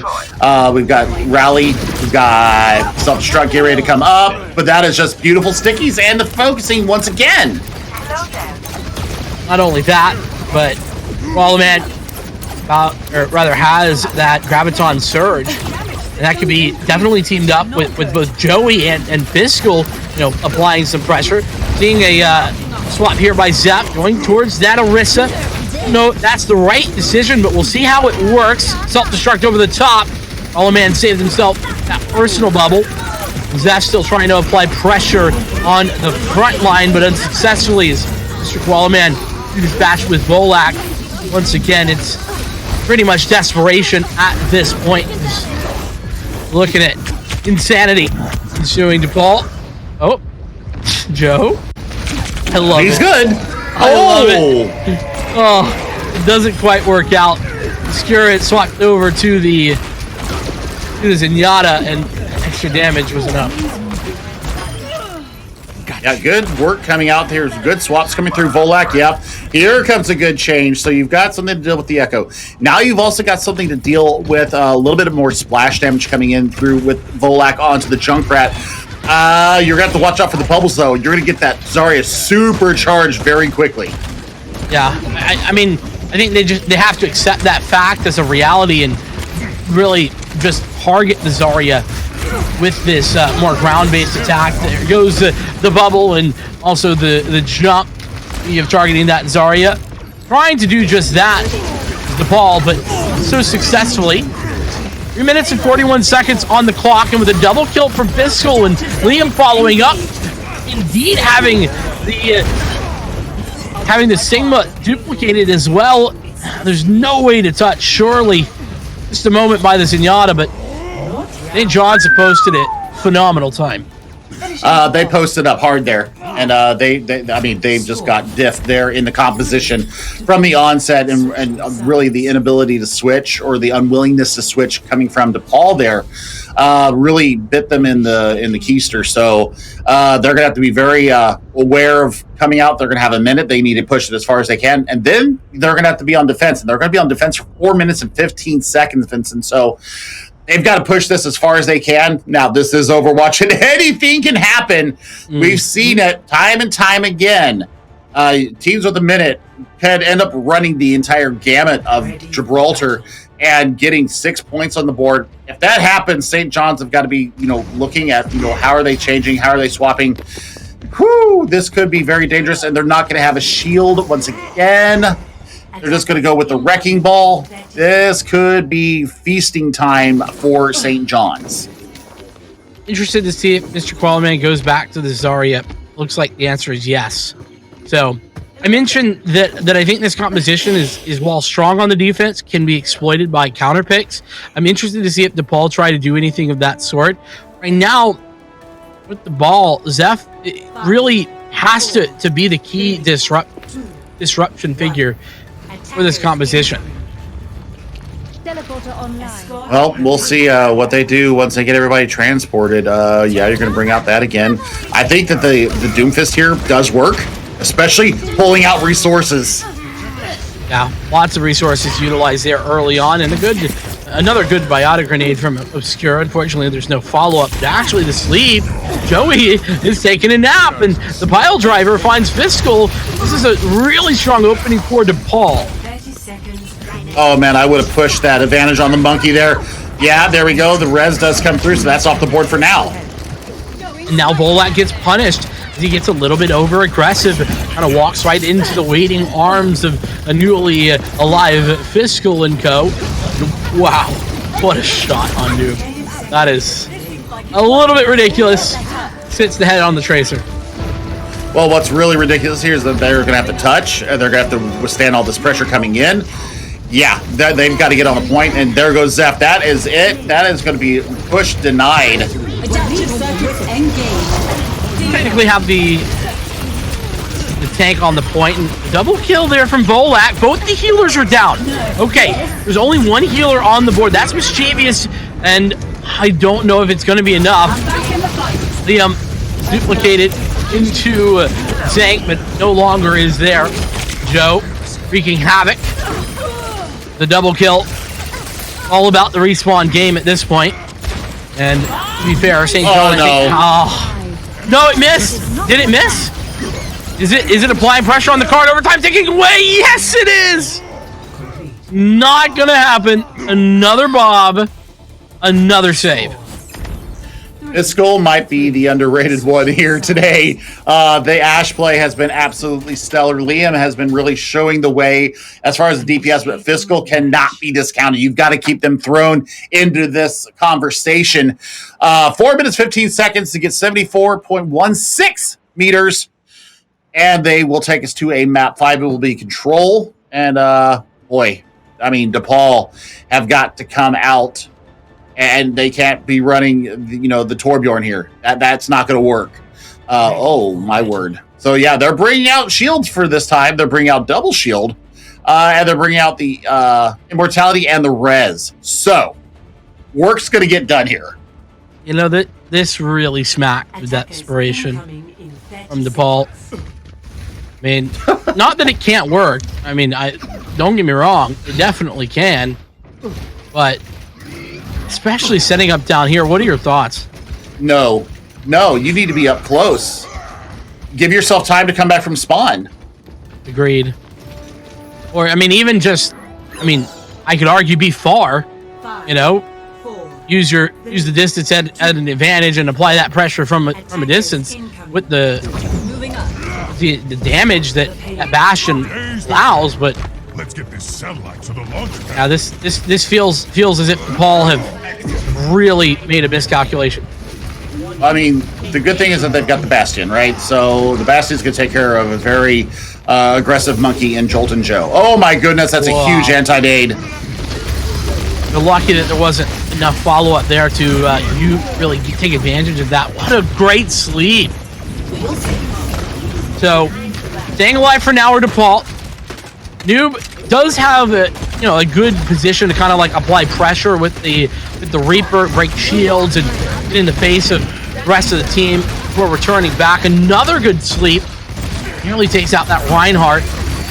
Volak is just throwing down range, but he's not good. It's not good enough. The immortality field, it fell, and it has all been opened up by Liam. Yeah, he's got to get the healing up. He's got to get the healing up going big. And Joey has the nano available. I mean, nano Junkrat could be absolutely disgusting into this fight. Oh, and the tire too. Only have one immort. And the tire is here. There we go. Graviton Surge. Just waiting a little bit longer. And it's all going well for St. John's. That combo was all it was taking. Yep, and they just got dipped once again into this fight. I mean, they had nothing really to be able to defend against that. That is done and dusted. They got comp diffed there. And, I mean, once the tire came online, it was done and over. So they're going to have the choice of where we go for control. And they did play control very closely, Vincent. So St. John's is going to have to be very careful here. I mean, that grab was just everything. Yeah, I mean, and the worst part about it, Coleman literally couldn't miss. I mean, like, with everybody in the room right there, that's another reason that room is just not a perfect place to be. No. But even beyond that, there's a pattern emerging, I think, Billy, that I've noticed, and that's that DePaul, when they are winning, they are looking good, right? But when they've lost, it's been because of, I'm going to call it, poor picks or lack of counter picks. Has that been something you also been noticing too? Yeah, I think that they're not sure how to switch it up. We saw zero shielding on their attack phase. You had basically Tangerine trying to mitigate all the damage coming in. If you run a Reinhardt into that situation, you have more longevity. You have more abilities. You have, the Shatter can be built up very quickly because they have to stay close to the cart. Right. So, I mean, there was that right there would have been my first pick. You don't go Monkey. You don't go Wrecking Ball. You go Sturdy to keep yourself as long as you can. And, the pick is in, and we're going to Busan. So that is where DePaul has decided to take us. As we take one last look here at our map set, see how we got ourselves here, Vincent. St. John's came back big. It was on the verge. I thought that when DePaul got all 3 points, I thought this could be very interesting. But once again, they shot themselves in the foot by just picking these weird comps and not being able to adapt on the fly. Right, and to kind of like punch in a little bit on that point, talking about that last map, Gibraltar, it was, they saw the pick, they saw what they needed to do. Liam was on the Echo, and they had no answer for it. But they waited for 2 whole points to do anything about it. That is the sort of lack of adjustment you're alluding to. Kind of in general that unfortunately DePaul has struggled with. So as we head to Busan, this kind of feels a little bit more like a chess match, because whatever composition in at least on Control that you come out with, you're not necessarily committed to it, but you're at a big disadvantage if you have to make the swap. So the decision making here with compositions on Busan is going to be critical. Well, it depends. It depends on which map we get first. I mean, if we go mecha base, I want to see Symmetra. I want to see Brawl. If we start with Sanctuary first, I mean, you can run double shield here and get that, Junkrat going. Downtown is where I think St. John's is really going to excel, especially with Liam on this Echo, because you have such mobility. You have such high ceiling, especially on that map. So you're able to fly around, and we've seen it. So we're going to, really focus in on Mecha Base. I think Mecha Base is the best chance for DePaul to get out the gate strong and give them the momentum back that they just lost on Gibraltar. Well, that's where we're headed. Mecha Base is up first. And I agree with your analysis wholeheartedly for DePaul. They need a strong start here. And it's going to be exactly the sort of compositions you were just discussing and hoping for. A couple of differentiations on those DPS picks. Who do you think has the advantage, assuming these go through? Well, I mean, they both got speed. They both got immortality. I think the big difference right now is if Fiscal starts landing shots with the tree trunks, DePaul are going to be in a world of hurt. But Volak, if they do decide to stay on this is exactly what they need. But they're going to go back over to the Junkrat, so they've got the speed to get up there. Yeah, they're going to have to be really careful here. The walls are going to be stellar. Yeah, win condition certainly is that May wall, I think, for Noob. If DePaul are going to get in here. Very early immortality field being forced out there by DePaul. It's very, very good. Now, Noob trying to find some success with that wall. Quite find it just yet. Overall, the damage being done, it seems like DePaul have a slight advantage. Rotation now called by St. John as Volak applies the pressure from an off angle. It's Tangerine who's trying to take out Fiscal, but very much on their own. It means wild. First shatter comes through from Jeff, and I can't believe how early he has that. I mean, he was swinging with impunity. I mean, that's the big thing, and I mean, that was all just trying to get time. 14%. So, great work there from the team. The shatter gotten by Zeph so early. That is exactly what you want to see. Look at the May right now. 77% to the Blizzard. They can hold this wall as long as they want. They can just have to recycle their rotations. Oh, that's unfortunate. They really needed to find something out of that. No, they did pick out the immortality field. So, small victory, that's for sure. Here comes the wall. Perfect. It is. And it does split off that Reinhardt. Not able to take advantage of it immediately. And so we see the amplification matrix come out, and the Earth Shatter in response is good enough for Joe to overcome DePaul University. Now the ones to head towards spawn. Good thing about that. One, they're going to have Amp Matrix coming up in the next fight. Two, they're going to have Tangerine and the Blizzard, so you can double up on that. You just got to watch out for Joey Baloney on this Baptiste, get that immortality field out, and they win the fight single-handedly, probably with 2 ults. See if that is the case. Dragons could be strong. Oh! No need for Dragons. Just hitting the shot, says Fiscal. He does just that, and Volak falls. It's another, 10 or so seconds, 15 seconds to wait. Where is Noob going with this May? That is what I really want to see. Their pathing has to be perfect. You can watch their back as well. Huge icicle. Very, very strong, but that's also a strong Dragons, and it's just good enough to entirely split off DePaul.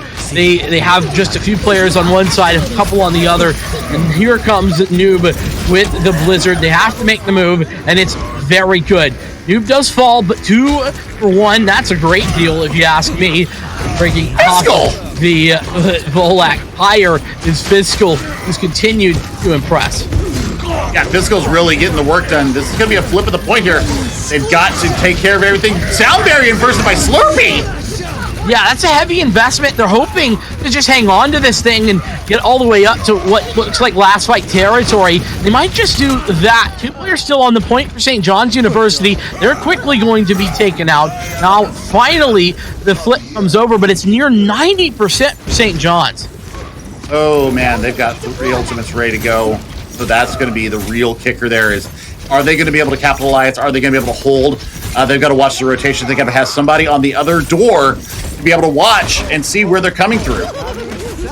I'm not sure how DePaul are going to be able to mitigate the sheer amount of ultimates coming through. So this is all going to be on the opening pick here. You find it really, really strong, but it's not good enough. Liam, Fiscal, both utilize their ultimates. It's huge from Liam, but it's all gone wrong. St. John's University retaking that point, and this is certainly going to be that last fight territory. Barely a chance to touch for DePaul. Yeah, I mean, they swapped over to speed characters. We'll see if they can actually get there and touch. Yes, there's the touch. Ball goes down, quickly dispatched. That does buy time for everyone else. Joey putting up the application matrix as well as the immortality field to keep everyone healthy as the self-destruct goes over the top. That's courtesy of Tangerine, and that is takes out Slurpee. Now there's a chance, and that chance is growing as we see the tire come in, or the main tank now just leaving Qualaman and Co. on the point. The flip's already happened as DePaul, they've made this work. Well, I mean, they've got self-destruct coming into this next fight. Mischievous, though, has the amplification matrix, so you're going to have the amped damage, the amped healing as well. This could be everything that they need. See where it goes. Is Reinhardt getting bullied by the pile driver, entirely dispatched with the help of the application matrix. Mischievous doing work, but the flip's already happened. Overtime sticking away to the touch. Yes, they do. Is DePaul get back onto the point, but they're not winning the fight. It's a death for Zap as Volak now comes in for more. Slurpee has returned and has a sound barrier to keep everyone in St. John's healthy as can be. Now, this is going to have to be good from the Pulse Bomb. Does get the stick. No frag to follow up. Trying to do the damage, but it's not looking likely. This overtime still ticking. 99% for both. All you have to have is the flip. No, nearly losing out. It was the ball right there. Still have bodies, and they're still healthy. Zepp is returned and put down the mines in order to dispatch with Joey. Volak with another one. The bodies are now looking to be in favor of DePaul. Just 2 left alive, and that's Joe and Slurp. Slurp now out, and it is overtime as now that flip comes through, and no way Joe didn't get there. Joe had health, but he just mistimed it. Score. Oh, I can't call that a C9. I can't call it a C9. That's a force. That's just forced off the point and trying to recollect. Oh man, this might be being settled on Sanctuary, because I think right now that St. John's has the aerial battle taken care of, especially with the Slurpee pocket on Liam. Whew, you've got spot healing also from Fiscal. This could be a big order here for DePaul, but Zeph is bringing out the Reinhardt again. So there's going to be room to work here. 5. Absolutely. And especially because we're seeing the double bubble variation of the dive here for St. John's. It definitely could make the difference. We'll just have to be looking out for Liam. It's going to be more like Liam be noob here. Just straight up. Oh man, big immortality barrier field out already. Volak gets picked off first though. That was a bit of an overextension, if you ask me. Volak really needs to be careful. And another huge anti! This is ridiculous. Joey is just putting the team on the back and saying, hop in, folks. I'll be carrying you over the edge. There's the capture right there. There's the res coming through, and Liam once again just doing Liam things and taking care of this pesky Doomfist. They're gonna have Nano in this next fight, Vincent. Yeah. Unfortunately, Volak is looking more like the Doomfist in my ranked games, and that's not a good thing. I hate to say, but if he can turn things around. Zeph is trying to find some good positioning to roll in from and adjust. Well, lacking that Reinhardt now, of course, and you're not necessarily a fan of that, but instantly slept, antied, and flashed. What a way to be welcomed into the server as a hamster. Oh my word! I mean, you can't be running the ball here. Not with how good Joey has been all day long with this Ana. You need a shield. You need a shield. You need something better because you're just getting absolutely diffed by the Ana player. Yeah, I mean, but you're getting diffed when the shield was there. That's the worst part about it.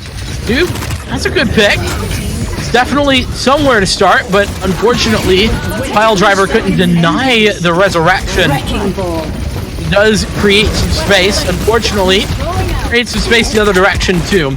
As we see the entirety of the ultimates being thrown in.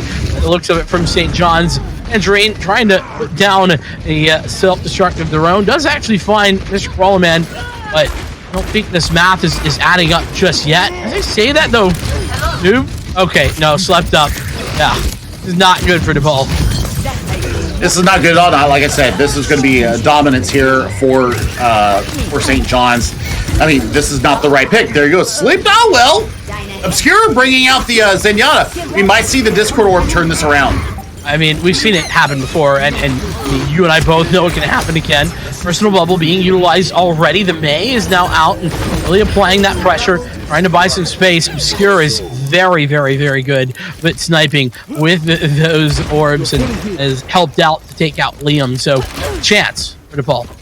I mean, just in the last fight, swapped over to the Zenyatta, almost has Transcendence already. That's crazy. He's gonna have Transcendence. That's what a performance. And the Biotic Grenade already thrown up there by the looks of it, so DePaul don't need to worry about that for now. Well, there goes okay, never mind. Down in the heat. I misspoke, excuse me. Steph, unfortunately, finding some ways in there. Wow, good placement there by those stickies. It's going to force Obscure to utilize the Transcendence, and Slurpee brings Blue back into things. It is, I love the Graviton Surge from underneath. It's not looking like it's going to be quite enough, though. The duplication doesn't find as much success as possible. Oh my God, Liam is just so good in the regular Echo form that it doesn't matter. Finds 3 frags immediately, dispatches with the mech and the Mini Diva to put this back in St. John's favor. GG's, we're going to Sanctuary. And that's going to happen. I mean, this absolutely diffed there by St. John's. They just never dealt with the hazard that is Liam. And now on Sanctuary, this could be a little bit more interesting. I think that if DePaul comes out with the double shield variant, which I think they really, really should. I agree. And bring out Volak either on the Doomfist or bring him out on the Junkrat. I don't care. I think the noob can bring out the Tracer here and really change it up. I think that's something that they got to do, because what are you trying to achieve with this Torbjorn and the Ashe here? You're poking from range. You got double bubbles. You're just going to be feeding into Koala Man's charge. Oh, they've taken half measures, Billy. Oh, this is so frustrating, I think, to watch, because they kind of are on the right track, because I think the double shield is the right decision, but they've gone for the Tracer, and we already know that Volak alone really can't deal with Liam just on the Torbjorn. Yeah, especially with the Mercy Pocket. I mean, they're just absolutely hosed. We'll have to see if maybe things can be adjusted. Maybe Noob can really apply pressure to the backline. And that's really going to be the only possibility. First cap goes to St. John's, and that's the other problem. There's just not enough shielding with Zeph as a solo Orisa. Nope, and I mean, the pulls will be good. And they'll have to focus in on it every single time. But I mean, there goes Volak down in the heap again. Yeah, and from long range as well. You just can't apply the same amount of pressure. That was just the tip of the iceberg, and everyone else falls after the fact. St. John in control, and DePaul, unfortunately, seeming to make the same mistakes again. Yep, and I mean, even a Doomfist here would be better. Yeah, just for the sheer, opening pick ability. Yep, I mean, one pick potential. They were doing so well with that, and they brought out now the Winston here. So I mean, I guess the Winston, to be fair, is a little bit more coherent, like with the rest of the composition. It's the Torbjorn that's really giving me the issues. Oh my God, the sleep again. That's phenomenal. I mean, just talk about Joey just being consistently so good. Obscura, who's actually going to put down the nano boost early. Slurpee going to be utilizing the Valkyrie in order to keep everyone healthy. Flash, no fan the hammer needed, just the headshot to follow from Fiscal. As he just takes some names and continues to find massive success on that hit scan roll. Well, GG's. I mean, unless they're going to swap it up right now, this is all done and dusted. 80% and climbing. Tangerine's going to have self-destruct in this next fight. But, yeah, I'm just looking for the mitigation. I'm looking for the rotations. I'm looking for the adaptation. So they're going to have to aggress with this Molten Core. Yeah, that's going to be the key. It's going to be Deadeye first. Find anything, just does some zoning. It's Obscure who actually dispatches with Liam, so Liam's out of the fight for now. We're gonna see the res come through. I'm not sure where that happened. As the self-destruct comes over the top, gets rid of the main tank. Oh no!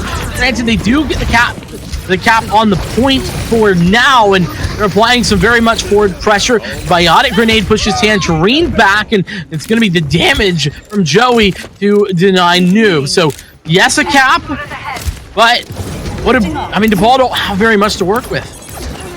Well, they do have the rally, and they do have. Oh my word! They also have that. Biotic Grenade trying to deny Zeph, and in fact nearly does. He barely gets out with his life despite the Primal Rage. Now the rally going forward. The Graviton Surge is out, as well as the Valkyrie. Everybody pressing their Q buttons at the moment, and you can see everyone in the kill feed as well. There's so many assistants to these frags that Liam and Koala Man are picking up. St. John's press everything at once and take over the point. Oh my word, that is just disgusting coming in. I mean, this is just last ditch attempts to try and do anything here. That is exactly what I didn't want to see. Oh man, they're fighting with everything they got. They bring the ball out again, get slept again. And yeah, that's game over. GG's. Well done to St. John's, but it was way closer than what we saw during the regular season, my friend. This was a nail biter to the end. Good Lord, this was some entertaining Overwatch. Absolutely. And Liam, unsurprisingly, I think, picking up the play of the game here. So many moments. He found so much success, and this is one of them. But, DePaul had one big weakness, I think. I think both of us on the same page, really struggling to find answers to Liam in general, but just to that composition, that double bubble composition, they didn't have an answer to it, and it showed on the server. That being said, like you were just discussing, last time these two teams met, it was a 3-0 for St. John's. You gotta give credit to DePaul with regard to really showing up big time here. I mean, this has got to be a huge boon to their rest or to the spring split. I mean, this is going to really propel them forward. If they can take a St. John's team that was ranked number 4 and take them to the very last map, they have got to build on this. I am very impressed with them. One thing that I want to say is that you got to be situationally aware. You have to be aware of the situation. You got to be able to recognize the comps. I think that Tangerine, the only other thing that I would have seen is that I would have liked to see Tangerine up in the sky trying to battle the Echo, mitigate some of that damage, mitigate those stickies, because those stickies were landing with a ferocity. If you can't beat them, join them. That's that's the way it works, right? That's Overwatch, sometimes in a nutshell, not all the time, but definitely something to look at. That being said, we are going to get an interview. You week is going to be with Liam, which is going to be exciting. Talk about some of that fantastic Echo play, but we're going to head over to a break before we get there. So don't go too far. We'll return in just a few moments.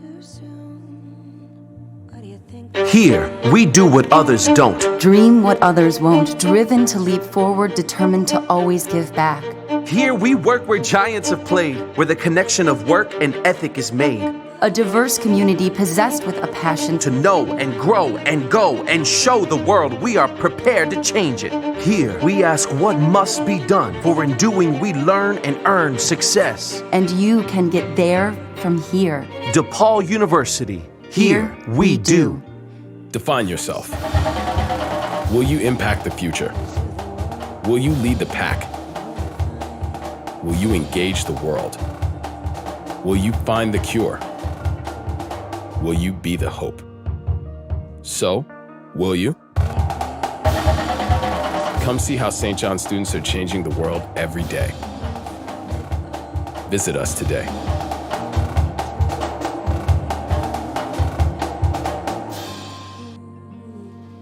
Hello, Blue Demons. Joe and I want to wish you the best of luck as you head into the Vincentian Cup. We're excited to follow your progress and can't wait to see all those wins. You know, I used to be quite the gamer back in the day. Maybe I should try out for the team. That's true. But I think today's games are a bit more advanced than Defender or Robotron. Maybe you should brush up on your skills first. Good point. We will be cheering for you, Blue Demons. Make us proud. And have fun. Go Blue Demons!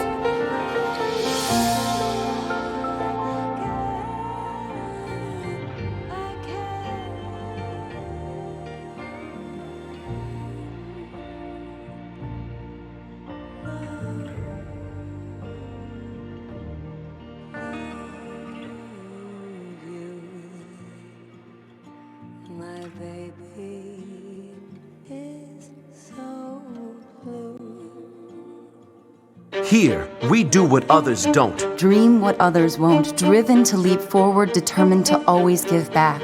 Here, we work where giants have played, where the connection of work and ethic is made. A diverse community possessed with a passion to know and grow and go and show the world we are prepared to change it. Here, we ask what must be done, for in doing we learn and earn success. And you can get there from here. DePaul University. Here, we do. Define yourself. Will you impact the future? Will you lead the pack? Will you engage the world? Will you find the cure? Will you be the hope? So, will you? Come see how St. John students are changing the world every day. Visit us today.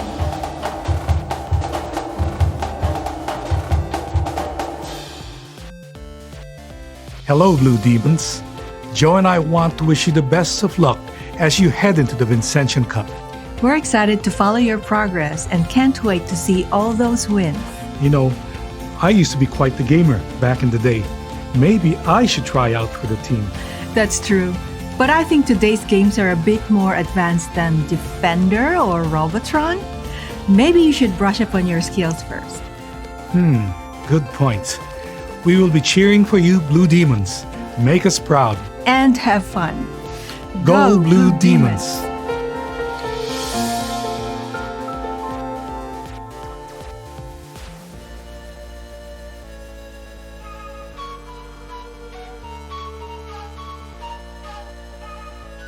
I'm excited for the Vincentian Cup because I know that Vincentian values are a large part of what Niagara University is.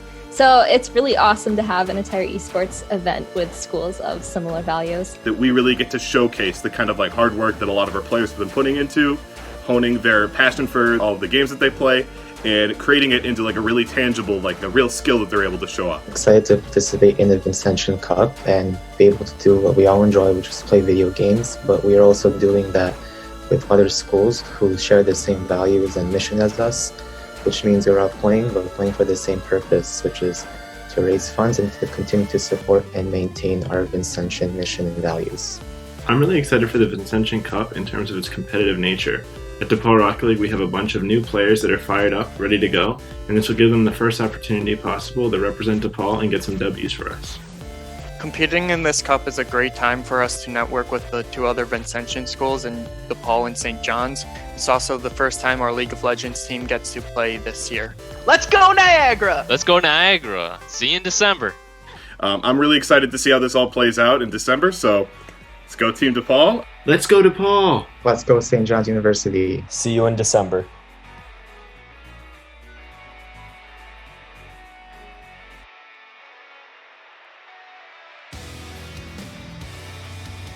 Welcome back to the Vincentian Cup. Vincent alongside Chef Billy, and now Liam joining us from St. John's. Liam, after that victory, how are you feeling? I am feeling really good. That was a long one. Didn't expect it to go that long, but it was really good. 5 whole maps, indeed. Were you guys ever kind of feeling the pressure as the maps kind of wore on? You guys, maybe getting a little bit tired or anything like that? Did that affect you guys at all? Tired? I wouldn't say we were tired. I would say more so after the 3rd map when we were down 2-1. We realized our communication was definitely lacking from what we are used to doing in our EGF matches.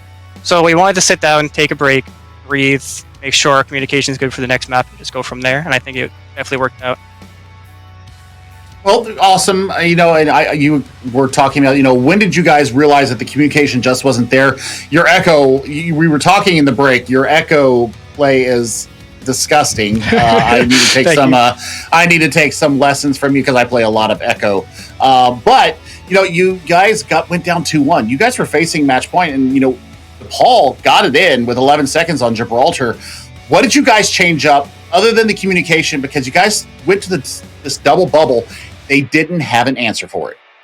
I'd recommended it a little bit earlier on throughout the game, but we thought Diva was the answer. We went to Zarya. It gave our Winston more survivability, going in some engagements, and then when I was able to go in with our Monkey, we just got a lot more kills going on the kill feed, and it just wound up working out. And then when we didn't, when we didn't have an answer, we always had a grab on the end, on the back, so we were able to apply more pressure and then win a fight that we were slowly losing. Gotcha. I mean, what a great adjustment it was. Honestly, you guys were able to not only pull out that win on Gibraltar, but pick up the victory there on the final map on Busan.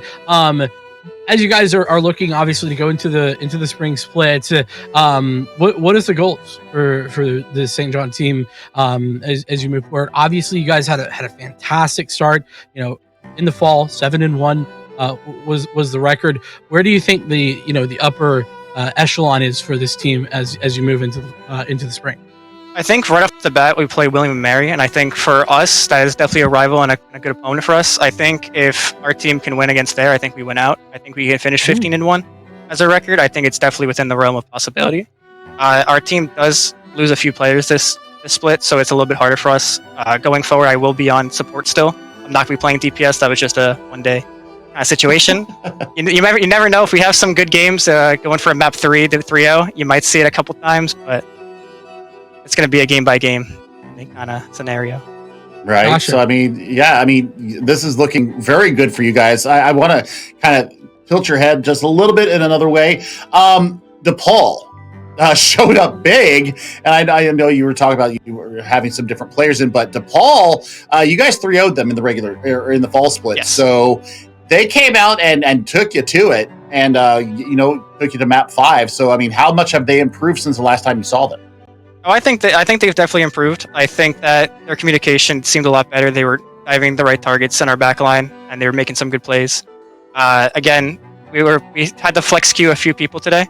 I don't know if that would happen again if we played them with our proper players on the team, but I think overall they did very good. Well, Liam, before we let you go, last question. You have anyone you want to shout out, say hello to before you get going? I got a whole list. I'm sorry. Let's go. So I want to shout out every one of my players that played today. Every single one of them, my friends. I want to call them teammates. They're my friends. All of them really stepped up big. We were down short. We had to make some last-second emergency switches. They all played their hearts out. We got a little bit tough in the chat a couple times with each other, but overall, every single one of them did great.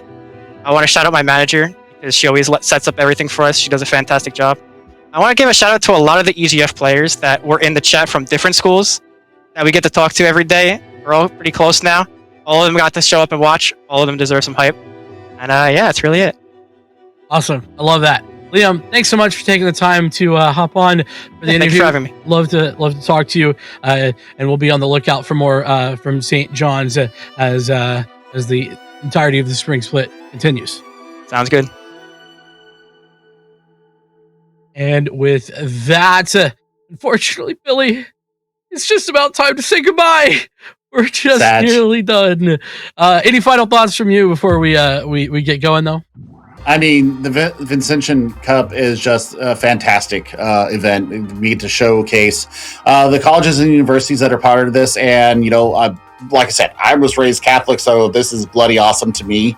And, you know, it's just a fantastic way to showcase a different side of the EGF, you know, showcasing these private schools that, you know, do have Catholicism at their core, and you know, it's a beautiful thing to see. Beautiful to see the chat. I was looking at the chat going through the game every once in a while. They were hyping up. They were kind of calling some stinkers out there, and they let them have it. So I mean, like I said, this is a great community, and it was a fantastic time. Great time with you in the booth, and thank you, Juke, for making us look so handsome. Absolutely. We appreciate everyone who showed up here for the Vincentian Cup. And hey, it's not over. We got stuff happening tomorrow. Rocket League. It's going to be a good time. I'll actually be over there as well, calling some games later in the day. So make sure to tune in at exact same place. Don't know exactly what the start time is on now, and I think it's around 1 Eastern. But nonetheless, we will see you next time here for more stuff from the EGF and the Vincentian Cup.